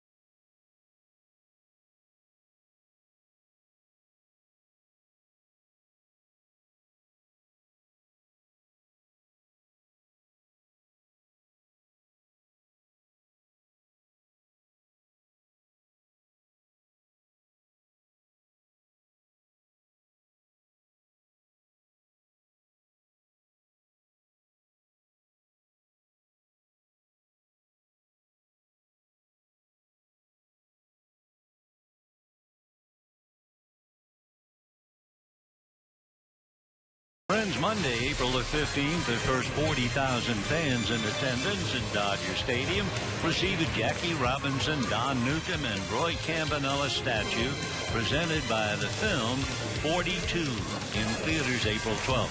For tickets, visit Dodgers.com/promotion. Matt Reynolds, a left-hander, comes out of the Arizona bullpen. He was acquired by Arizona from the Rockies the end of November for infielder Ryan Wheeler. And ball one to Adrian Gonzalez. Gonzalez a single and a double today. 4 runs, 7 hits for Arizona. The Dodgers 2 runs, 6 hits. And a high foul off third that will go back into the crowd out of play.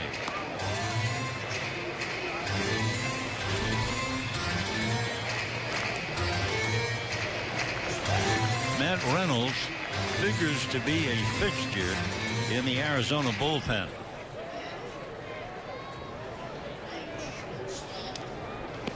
In the dirt. So if you looked at the bullpen for Arizona at the start of the season, you would certainly see J.J. Putz. He's the closer, backed up by Heath Bell. Then you have the right-handed David Hernandez, and you'll have 2 left-handers coming out of the Arizona pen, Matt Reynolds and Tony Sipp. And here's Reynolds. Fouled off. 2-2. The Diamondbacks are making a lot of changes, and we're not going to just fire them at you. Let's just say that Pennington is now at shortstop for Willie Bloomquist, because that's going to be an interesting battle all spring long. 2-2 the count. Adrian Gonzalez. Single and a long double into the right field corner. Gonzalez yesterday went the other way 3 times. A home run to left, a shot to the gap in left center, and a home run to left center.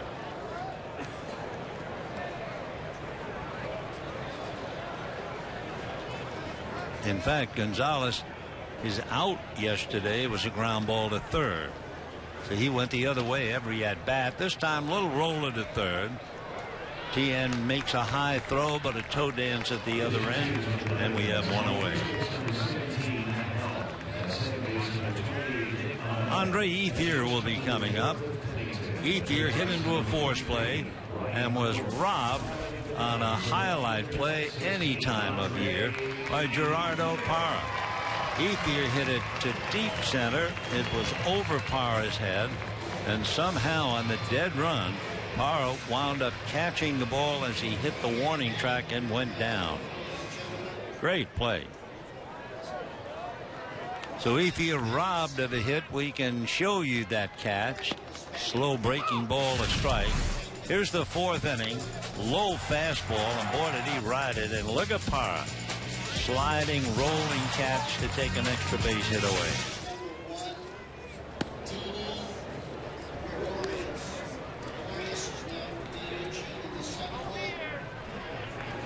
One ball and 1 strike to count.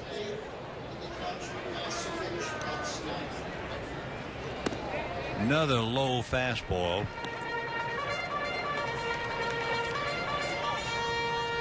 So for the Diamondbacks, people have gone like Justin Upton, Chris Young, Henry Blanco, Trevor Bauer, an infielder, to the Indians. That's popped up. Pennington going out, and he'll be hollowed off the ball. So we have 2 down in the 6th inning, and the batter will be Luis Cruz. So those are the fellas who left. The additions: Cliff Pennington, who is now playing shortstop, Matt Reynolds, who is now pitching, and Brandon McCarthy, who is a free agent leaving Oakland.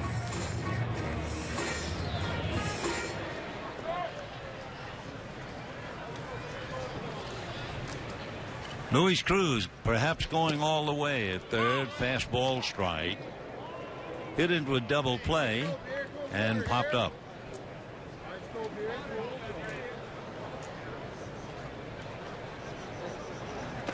Way out in front.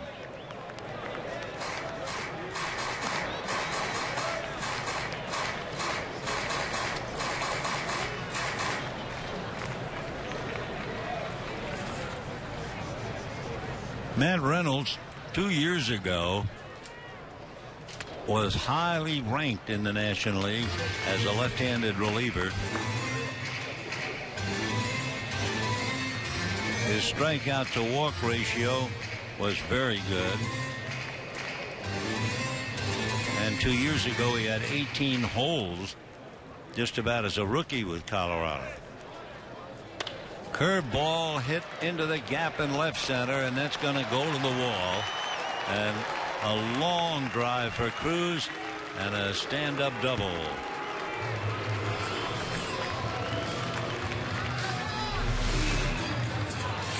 So the Dodgers trailing 4-2, but they have a man in scoring position. Elian Herrera struck out and singled coming up. Herrera then stole second and came home on a base hit. Looks like a runner, and we'll have a runner indeed for Luis Cruz. So Cruz, after that long double to left center, comes out, gets a round of applause. And Scott Wingo running.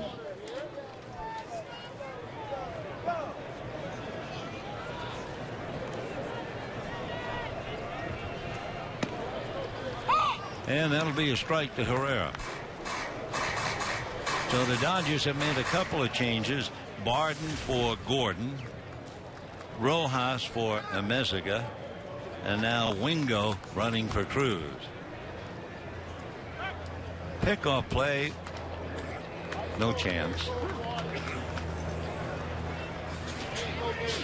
We're in the bottom of the 6th inning. 4-2 Arizona.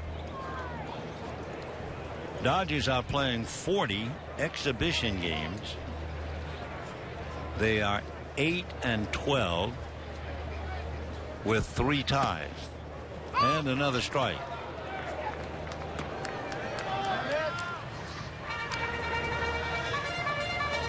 Two balls and 2 strikes they count. Herrera trying to pick up his man Wingo.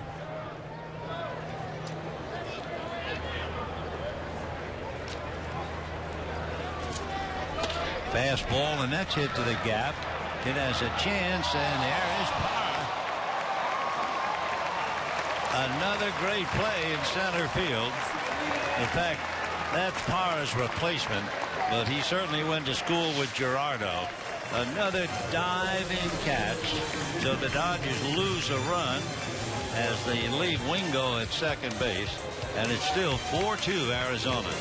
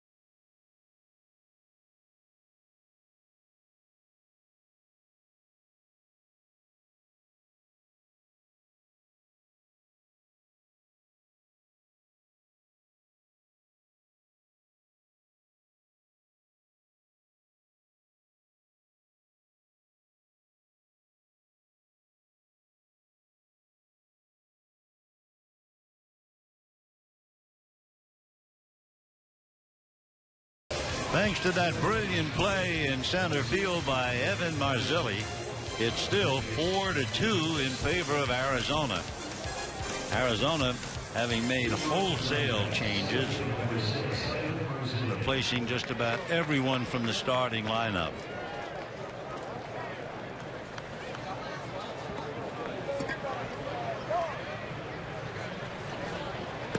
Off speed for a strike. So Tolleson trying to take care of Evan Marzilli, who made that diving catch, and that's ball 1.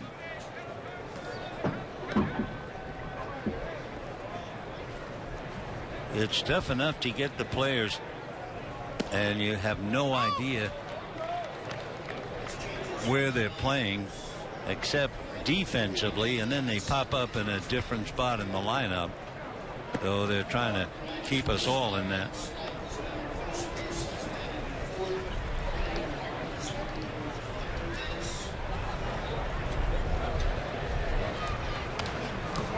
Foul back. You can take another look at that catch by Evan Marzilli. Great play. Wow. That's a great play. Sandlot, spring training, or big league. Little ground ball to short. Quick release there for the out. Good stretch by Van Slyke, who is now in the game at first base.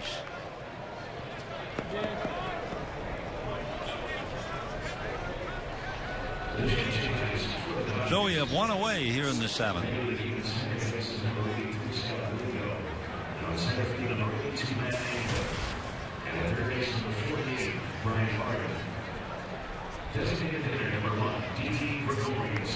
Didi Gregorius, left-hand batter, 1 out. 7th inning, 4-2. Tollison working in a hurry, just gets the ball and comes right after the hitter.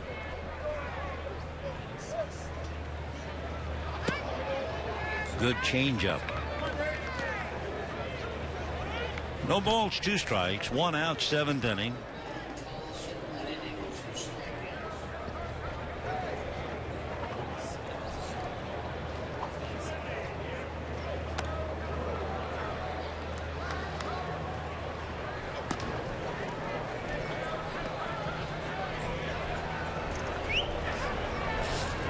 Dodgers using Josh Wall, then Pete Moylan, then Paco Rodriguez, then Sean Tollison. So they have gone into the bullpen. And we'll have to find out. Red Patterson is now the pitcher. The name Red Patterson, of course, brings back a lot of memories to a lot of people. Red Patterson, back in New York, really invented the measured home run. And he started doing it when Mickey Mantle hit one in Washington for a home run. And Red left the press box, measured it, came back and said that ball traveled 474 feet, whatever. And so that became the standard. Red established it. He left the Yankees. He became a vice president of the Dodgers, and he would still do the same thing. So Red Patterson, what a name in Dodger history. And now another. Patterson.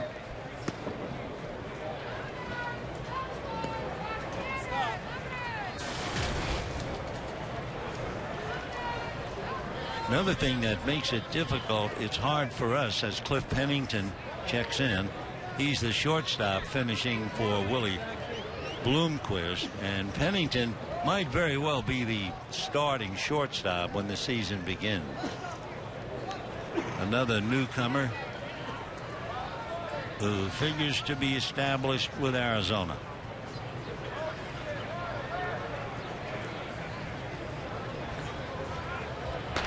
Bloomquist, while he was in there, went 0 for 3. 4 runs, 8 hits for Arizona, 2 runs, 7 hits for the Dodgers.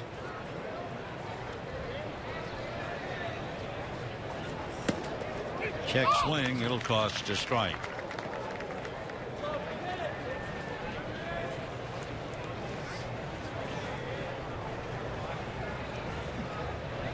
When you look at the starting pitching for Arizona,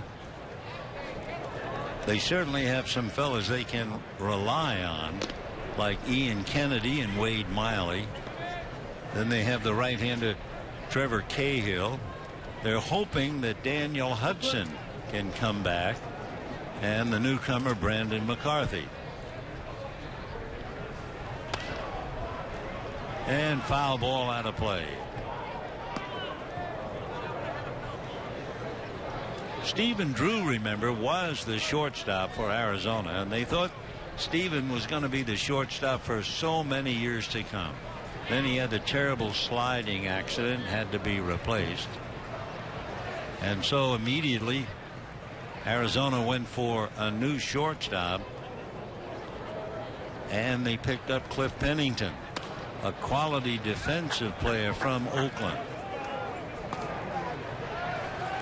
Then after they got Pennington, they landed the phenom Didi Gregorius from Cincinnati. Gregorius might not be able to beat out Pennington and Willie Bloomquist in the same spring, but he's only 23, and it won't be long before they say he'll be the shortstop for Arizona for years to come. Didi Gregorius. Then they were a little worried about J.J. Putz and whether he could close. So they went out and got Heath Bell, who had a lot of trouble. There goes the runner, hit and run ground ball. They take the out at first. So that's the second out. as the runner advances.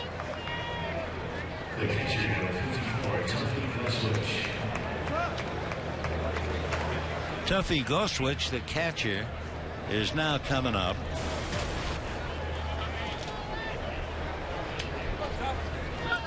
Goswitch picking up for Miguel Montero.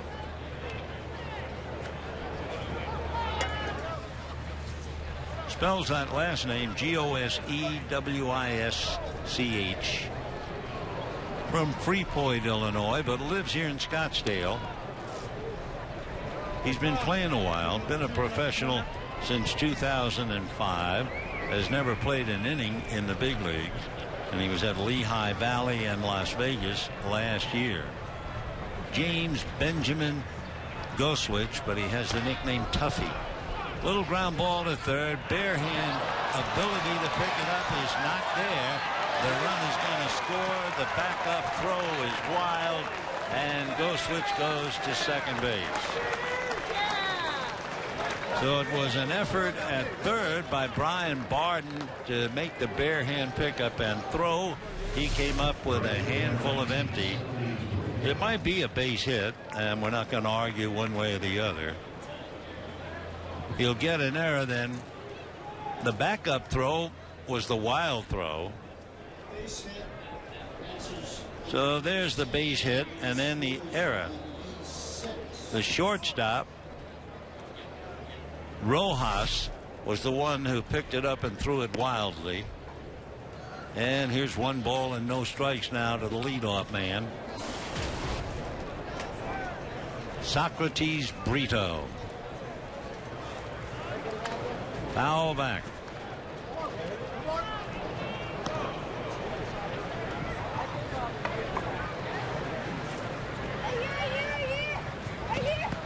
Socrates has been playing professionally for 3 years.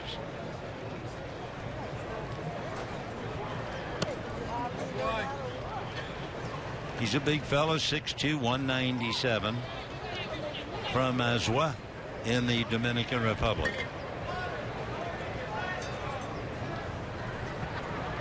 5-2 in favor of Arizona.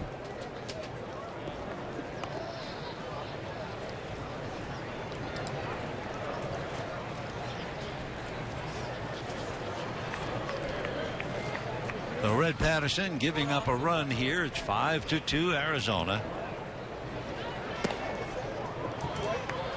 And there's ball 4. So he got 2 quick outs. Then 2 hits and a throwing error.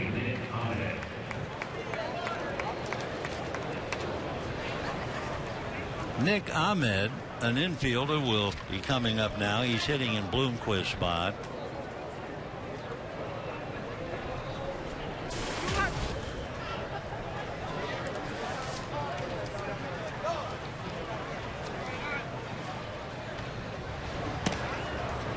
That's a strike to Ahmed. 0-1. Nick Ahmed from Springfield, Mass., lives in Florida. He was a second-round pick by the Braves, and he's played at Danville and Lynchburg, and that's about it. He was traded to the D-backs in the deal that sent Justin Upton and Chris Johnson to Atlanta.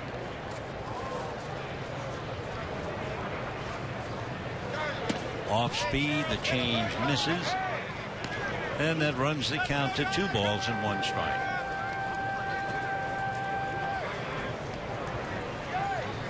Five runs, 9 hits for Arizona, 2 runs, 7 hits for the Dodgers. And the fastball is very high. Dodgers using Wall, Moylan, Rodriguez, Tollison, and Patterson. It's supposed to be Josh Beckett's day. There's a shot into left field, base hit. They're going to wave in Goswick, and then they think better of it, and he'll stop at third. Matt Williams halfway down the line telling him to come, and then suddenly put on the brakes. So Ahmed, a line single to left. And just like that, the bases are loaded.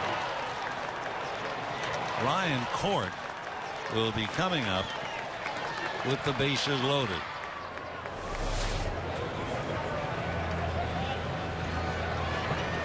Rick Honeycutt making his way out to the mound now to talk to Red Patterson. With the bases loaded, 2 out on ground balls to short and second.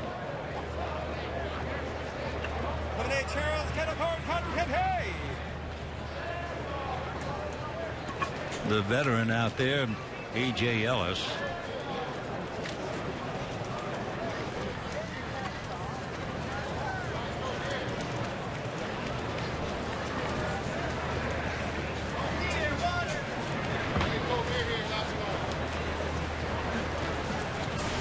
So here's Court with the bases loaded, 2 out, and a chance to break open the game.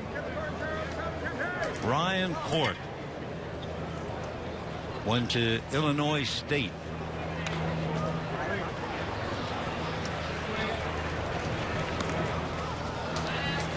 Court is about 6'2", 215, 25 years old.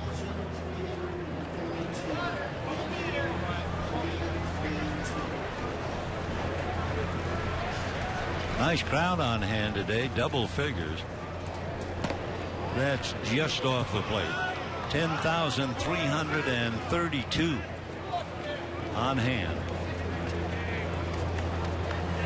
Largest crowd played here last year. 13,000 and then some. In the dirt. Good block behind the plate.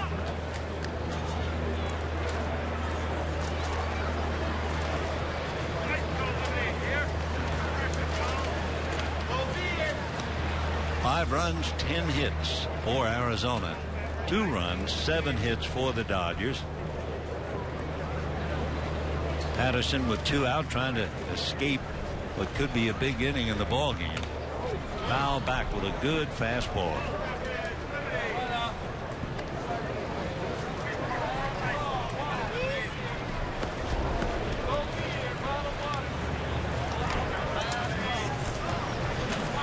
Two and 2 the count.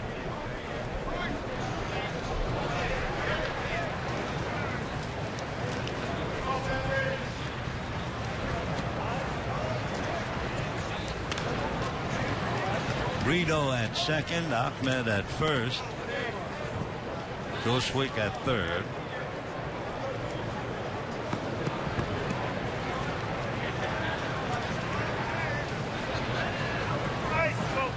Red Patterson, the 5th Dodger pitcher. Wall, Moylan, Rodriguez, Allison, and now Red.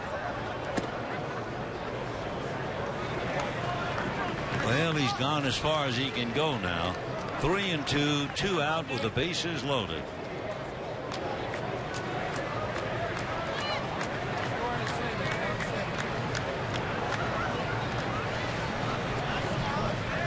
Runners go, and the ball hit in the air to right center.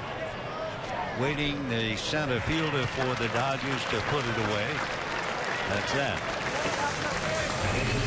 So 3 left, but 1 comes home, and it's 5-2 Arizona.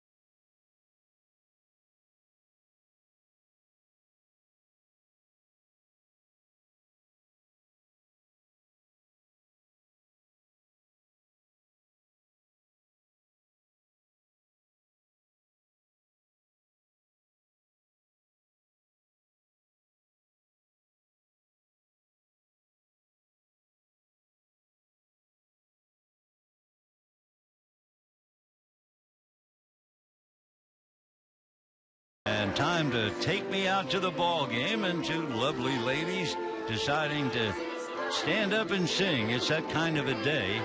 10,332, temperature about 75 degrees. Just great. Hardly a cloud in the sky. And we move to the bottom of the 7th inning. It's 5-2 in favor of Arizona. A.J. Ellis going all the way apparently behind the plate. 0-1.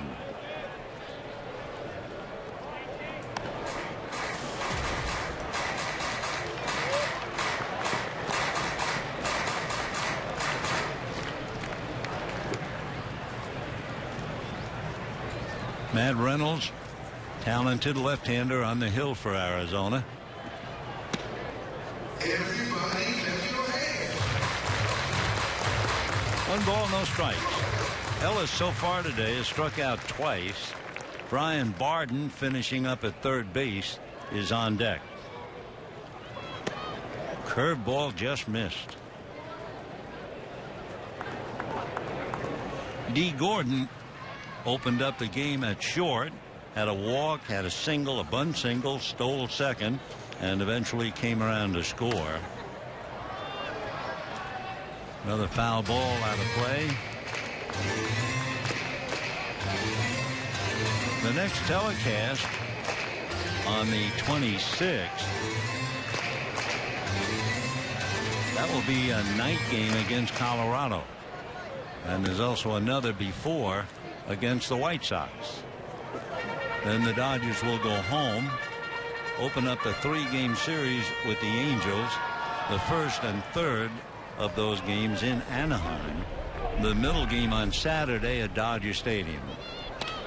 Meanwhile, Ellis, a base hit to left center. So A.J. Ellis comes up with a hit. That will be number 8 for the Dodgers. Brian Barden will be the batter.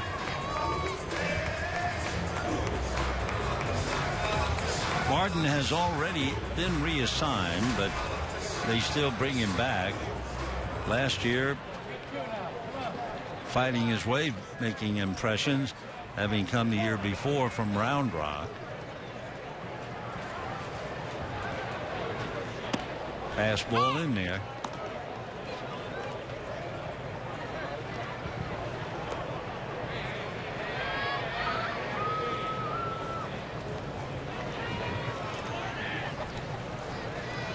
Jesus Flores is on deck, right-hand batter.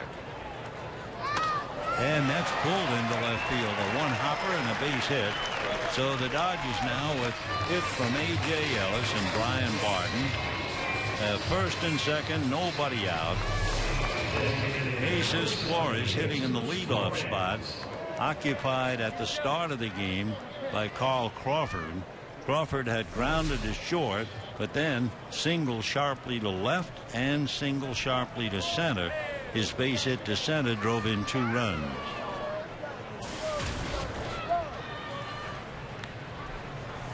So Flores with Rojas hitting back of him. The numbers on the Dodgers continue to go up.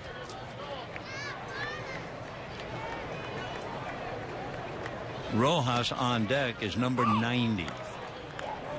And Flores takes a strike. Jesus from Venezuela.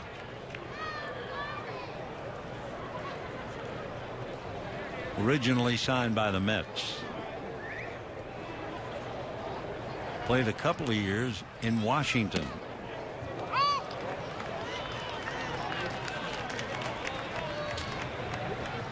So the 28-year-old looking for a job, having had a taste 07 and 08 with Washington, went back down and then came back up and was with Washington last year. Hit .213. So he is a veteran now for sure. 5-2 in favor of the Arizona Diamondbacks, but the Dodgers keep scrambling. Got a man aboard in the 6th, couldn't do anything. And now 2 on and nobody out in the 7th. Big bouncer foul down the line. 1 ball and 2 strikes.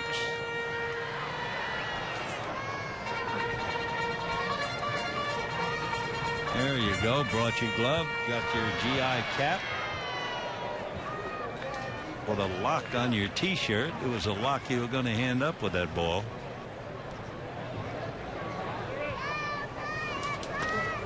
Flores hanging in there, fouls it back. Still 1 and 2. Arizona scored a run in the 2nd inning. They had 3 hits at the expense of Josh Wall. Then they scored 2 more. They had a home run by Paul Goldschmidt. And then they broke loose again in the 7th inning with a bases loaded single. And that's whacked into right center field and away out. This one will be caught.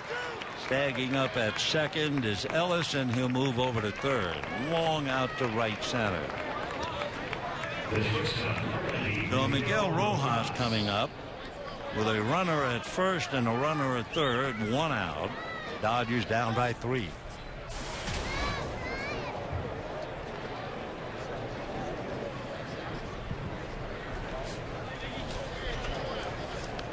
Miguel Rojas is from Venezuela. He's 6 feet and they say 150 pounds. Might be a little bit bigger than that.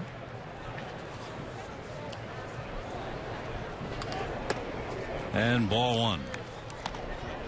Rojas has been playing in Venezuela. Finally came over to the U.S. Played in Pensacola and Louisville.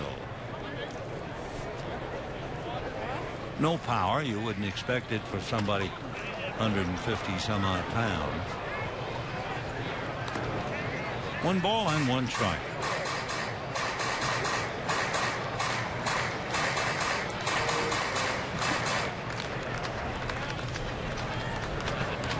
First and 3rd for the Dodgers. 1 out, 7th inning. 5-2 Arizona.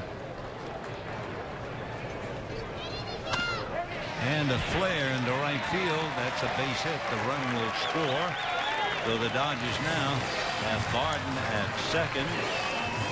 Elias comes in to score. And Rojas holding at 1st.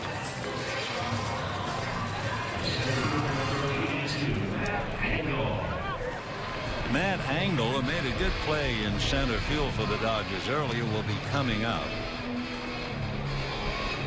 However, there'll be a meeting at the mound, so hold on.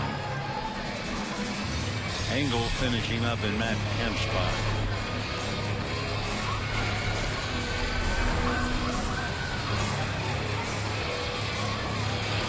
So Matt Reynolds suddenly gave up the double with 2 out in the 6th inning. And Herrera made a long out to center. Now he gives up 3 singles for a run here in the 7th inning. Arizona leads 5-3. Charles Nagy, the pitching coach, goes back into the dugout. And Tony Sipp, another left-hander, down in the pen. Foul ball coming back and in the crowd. Tony Sipp is another fella down there in the bullpen they feel will be a member of the Arizona bullpen staff. We repeated the fact that they have shuffled it a bit. They backed up Putz, Heath Bell.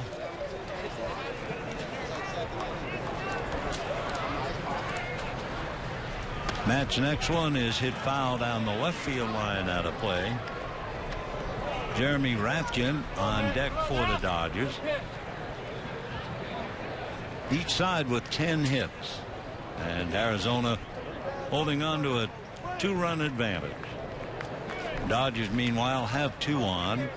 Still only 1 out.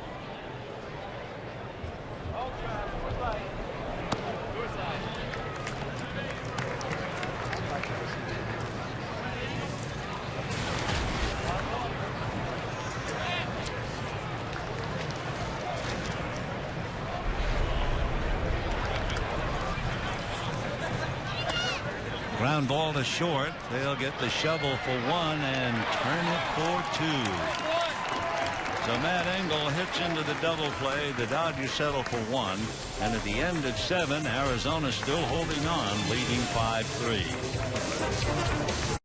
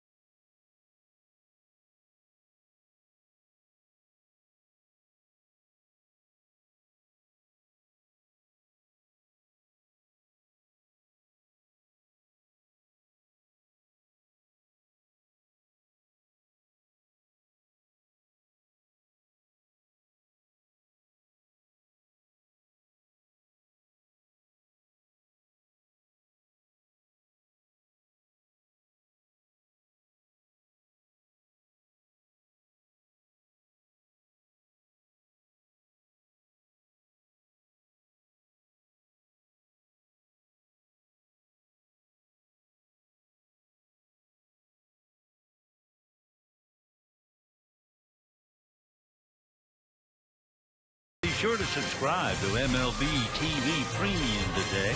Get over 150 select spring training games live, plus every regular season game live or on demand on over 250 mobile and connected devices. So visit Dodgers.com for details. Chris O'Brien will take over behind the plate, and the Dodgers go to the bullpen, and Sean White, tall right-hander, checks in.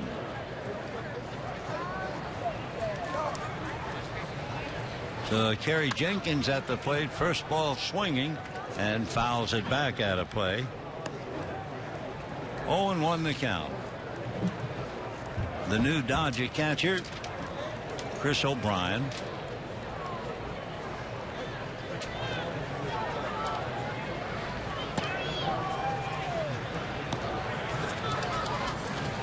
Dodgers today were supposed to start Josh Beckett. He had an upper respiratory problem, so instead it's been the bullpen getting an airing. A chopper to third, Barden is there, and they get the out. One away.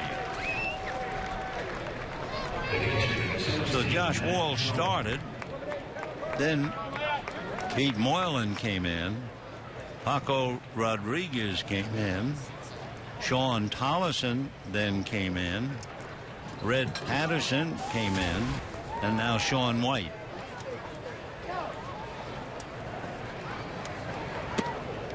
Check swing, ball one. Sean White is from Pullman, Washington. About 6'4", 210.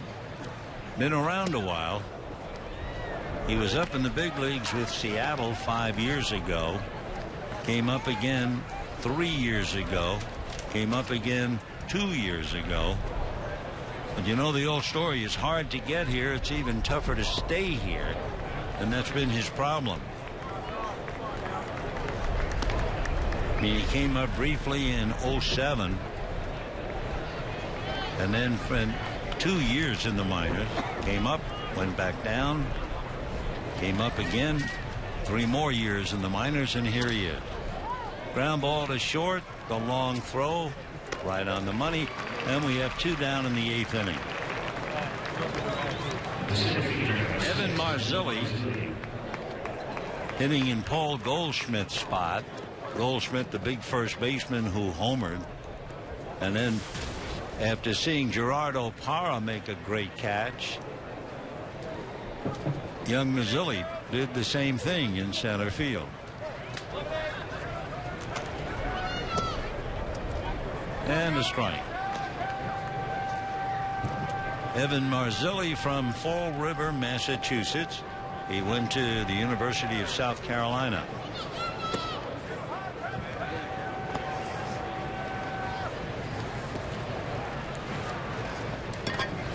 Two down, bases empty in the 8th. 5-3 Arizona. Just off the corner.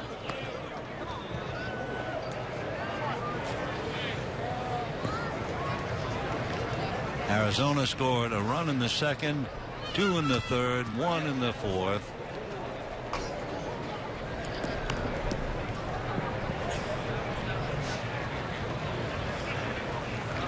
Dodgers scored their 2 runs in the middle of the game in the 5th inning.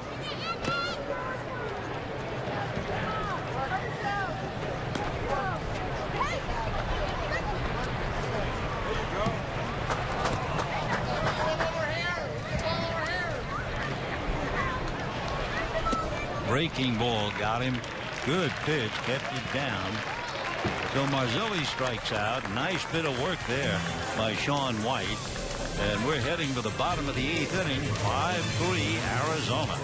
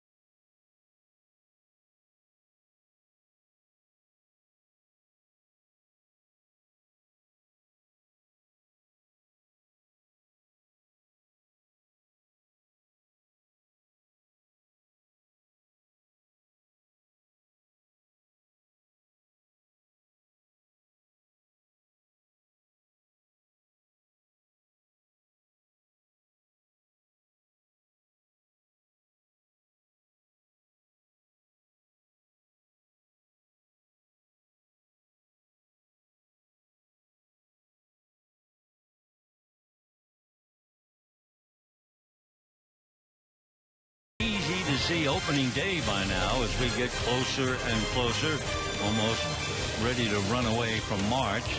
And what an opening series and what an opening homestand. It'll start with the world champion Giants. 1, 2, 3. And of course all the pomp and circumstance of opening day. You see Dodger Stadium, brand new Dodger Stadium. After celebrating 50th anniversary last year, they turn the page to begin another 50. So it'll be the Giants and the Pirates, then down to San Diego, then over to Arizona, and back to San Diego at Dodger Stadium. Scott Van Slyke, finishing up at first base, will be facing another left-hander who figures to make the Arizona club. As mom and daughter practice their dance steps, Tony Sipp, S-I-P-P, on the mound. Right. Tony Sipp from Pascagoula, Mississippi. He went to Clemson University and Mississippi Gulf. Originally drafted by the Chicago Cubs. Tony Sipp, 29 years old. He's had a little more than 3 years experience in the big leagues. He's an even 6, 190, left-handed all the way.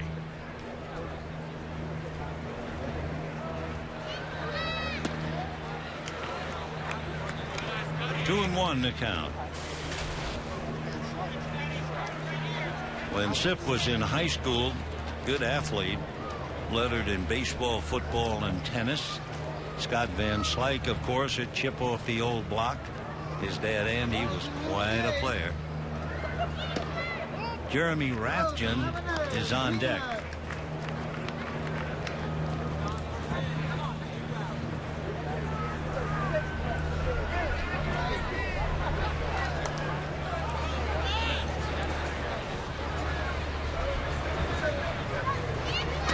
Curveball hit up the middle on the grass. Quick release and throw.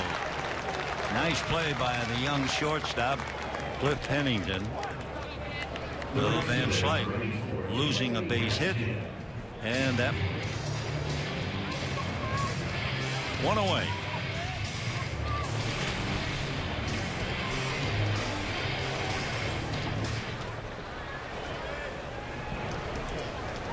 So here's Jeremy checking in. Rathjen. Jeremy from Houston, Texas. Interesting, the Dodgers, in watching, when I saw that name, Rathjen, I suddenly started to think about the Netherlands.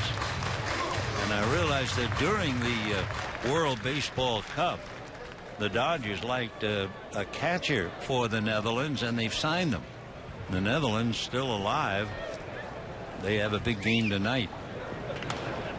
In fact, the Netherlands will be playing the Dominican Republic after Puerto Rico upset Japan.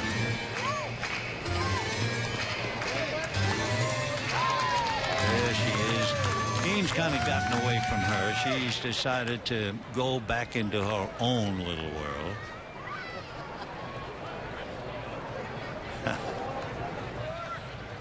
Now trying on a little jewelry.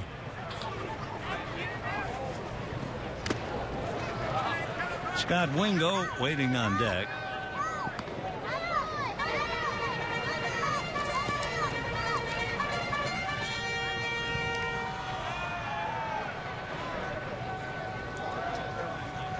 So Tony Sip trying to get an out here. 1 out, 8th inning, and it's 5-3 Arizona. They've led since the 2nd inning when they scored a run.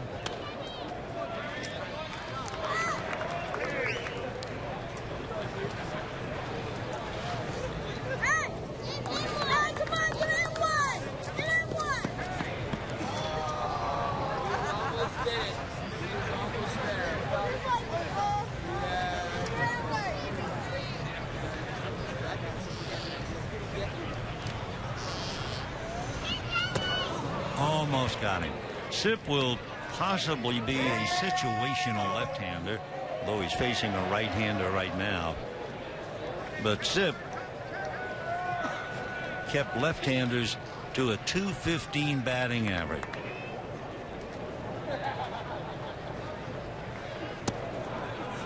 And for the last couple of years, 2010, 11, and 12, he led all American League left-handers. He was in 202 games.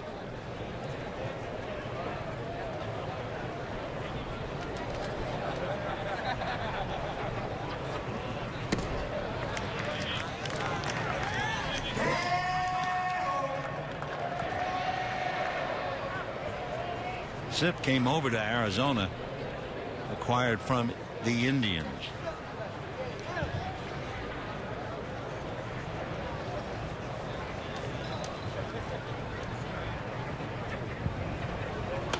Fastball, sliced foul. A lot of the folks have decided to head for home. It's pretty quiet in the ballpark now. Settled in with the heat, although the heat today was beautiful, about 75. 10,332 came by.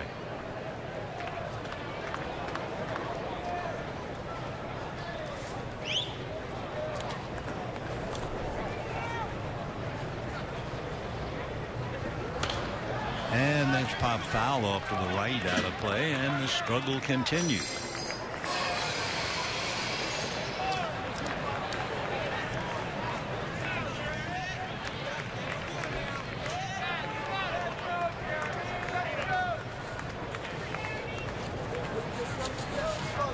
On the Dodgers schedule,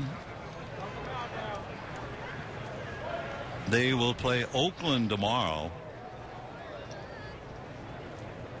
and it'll be right here. For the next few days, Oakland, Kansas City, and the Cubs, and Cincinnati in a night game on the 23rd with the White Sox. Then Oakland again in Kansas City and a night game with Colorado. It's been a 12-pitch at bat. So Jeremy's hanging tough against the veteran left-hander. And he promptly wins the battle. Line drive single to center for Retchen. And the batter now is Scott Wingo. Take another look on the 13th pitch. Got a fastball at the knees and went down to get it.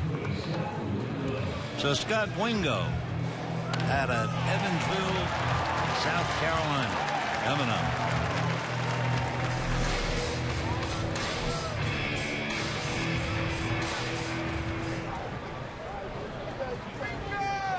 Wingo on the slight side, 5'10", about 170 pounds.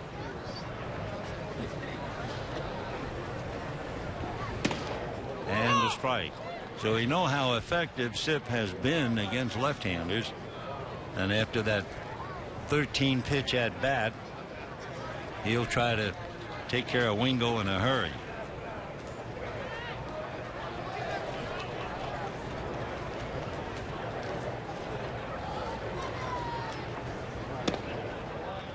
Wingo scored the game-winning run in the clinching game of the 2010 College World Series against UCLA.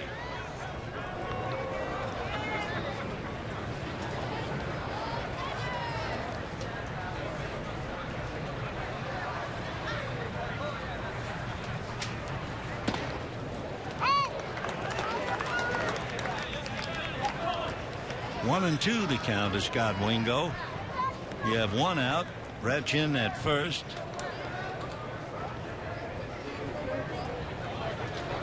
(5-3) Diamondbacks.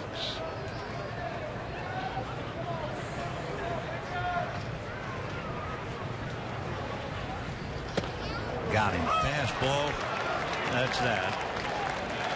So Wingo, a young player going up against a veteran left-hander. And now Blake Smith, another left-hand batter coming up. So, of course, that's exactly what Kirk Gibson would like. Blake Smith is from Modesto. He's a big boy, 6'2", 225.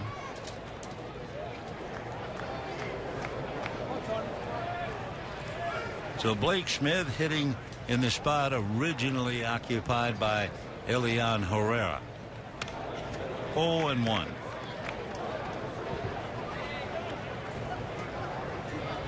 Herrera, while he was in there, had a base hit, scored a run. Chris O'Brien on deck.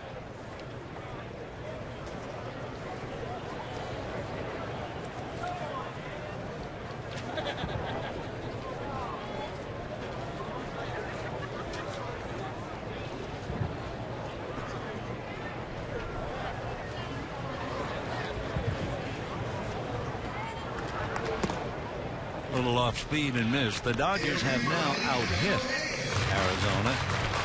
Arizona 5 runs, 10 hits. Dodgers 3 runs, 11 hits.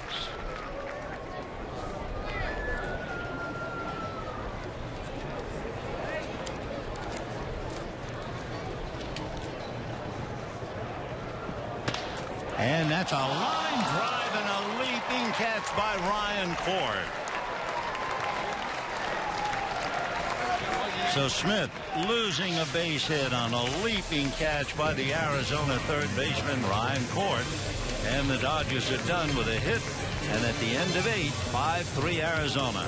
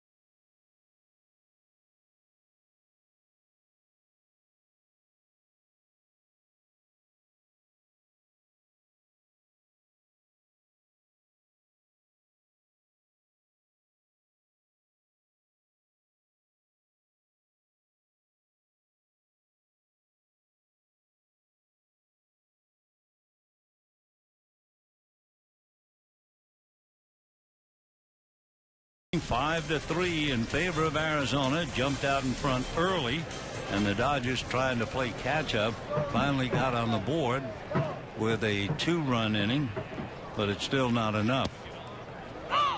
Sean White out there for the Dodgers picks up a strike. 0-1 the count.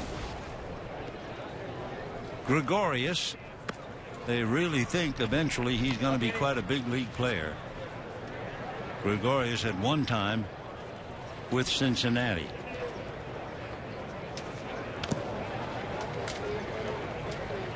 Oh, 2 the count.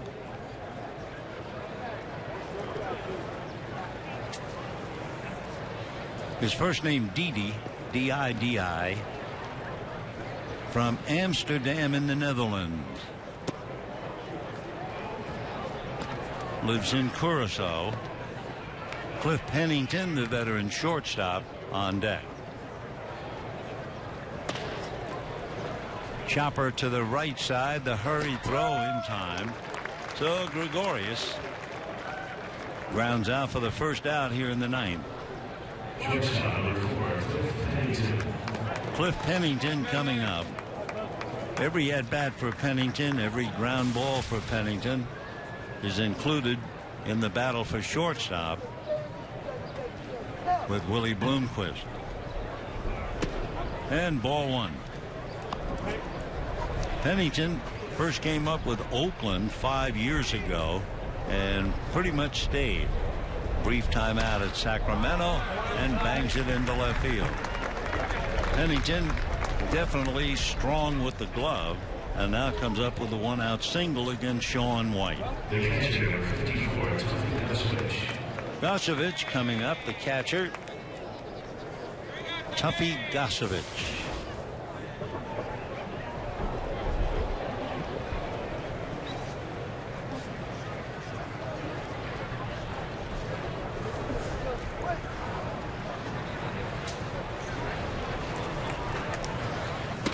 And ball 1. Gosevich, his true name is James Benjamin. Went to Arizona State.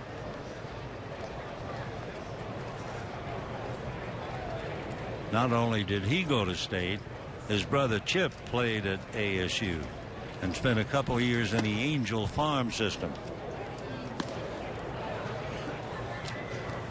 Tuffy has been a minor league player. Started in 05. So he spent 8 years in the minors and still battling to get up here.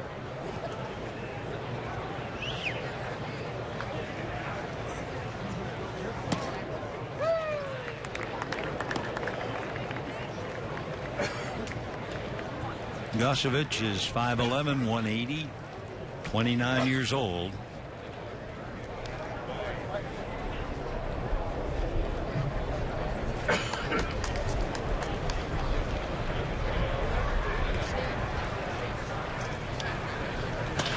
Ground ball hard.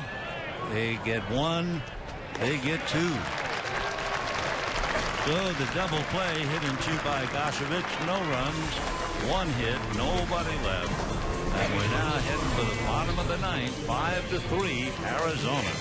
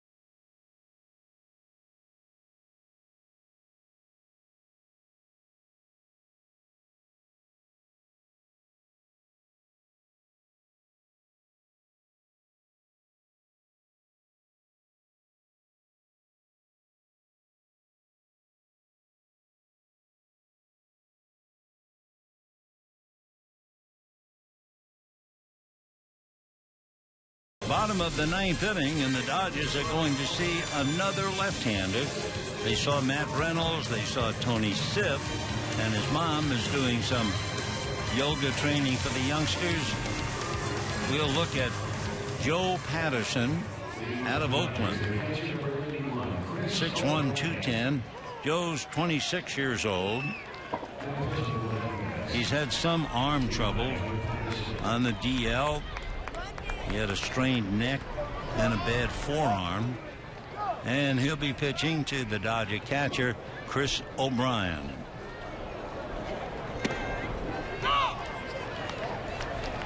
So O'Brien finishing up for A.J. Ellis. Patterson, as you saw, coming by way of first base. Brian Barden is on deck. Strike.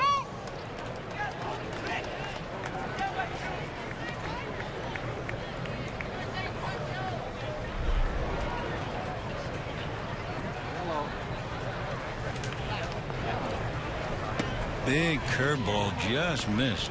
Boy, you could see that spinner from up here. Joe Patterson with Arizona all of 2011 and a while of 2012, and that's whacked in the left field. So O'Brien opens up with a single left in the bottom of the ninth. For the Dodgers now 12 hits. And Brian Barden, the third baseman, coming up. On deck, Jesse Flores.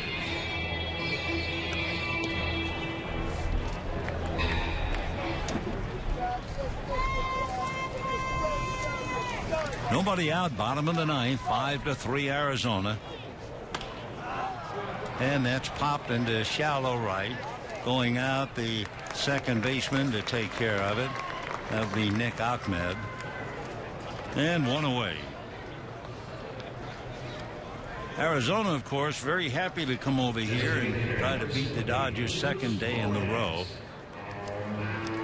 Arizona really manhandled the Dodgers last year, beat them 12 of 18, 6 of 9, both home and away. And at home, finished the Dodgers off 5 in a row. So a lot of folks talking about the Giants. But boy, you'd best keep an eye on Arizona. Right. One out in the ninth, 5-3 Arizona.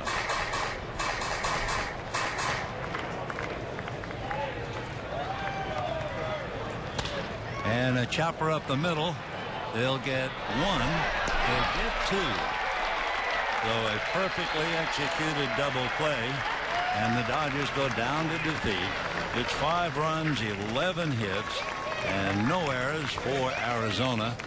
3 runs, 12 hits, and 1 error for the Dodgers. Good workout. The Dodgers are now 8-13, and the Diamondbacks are 11-11.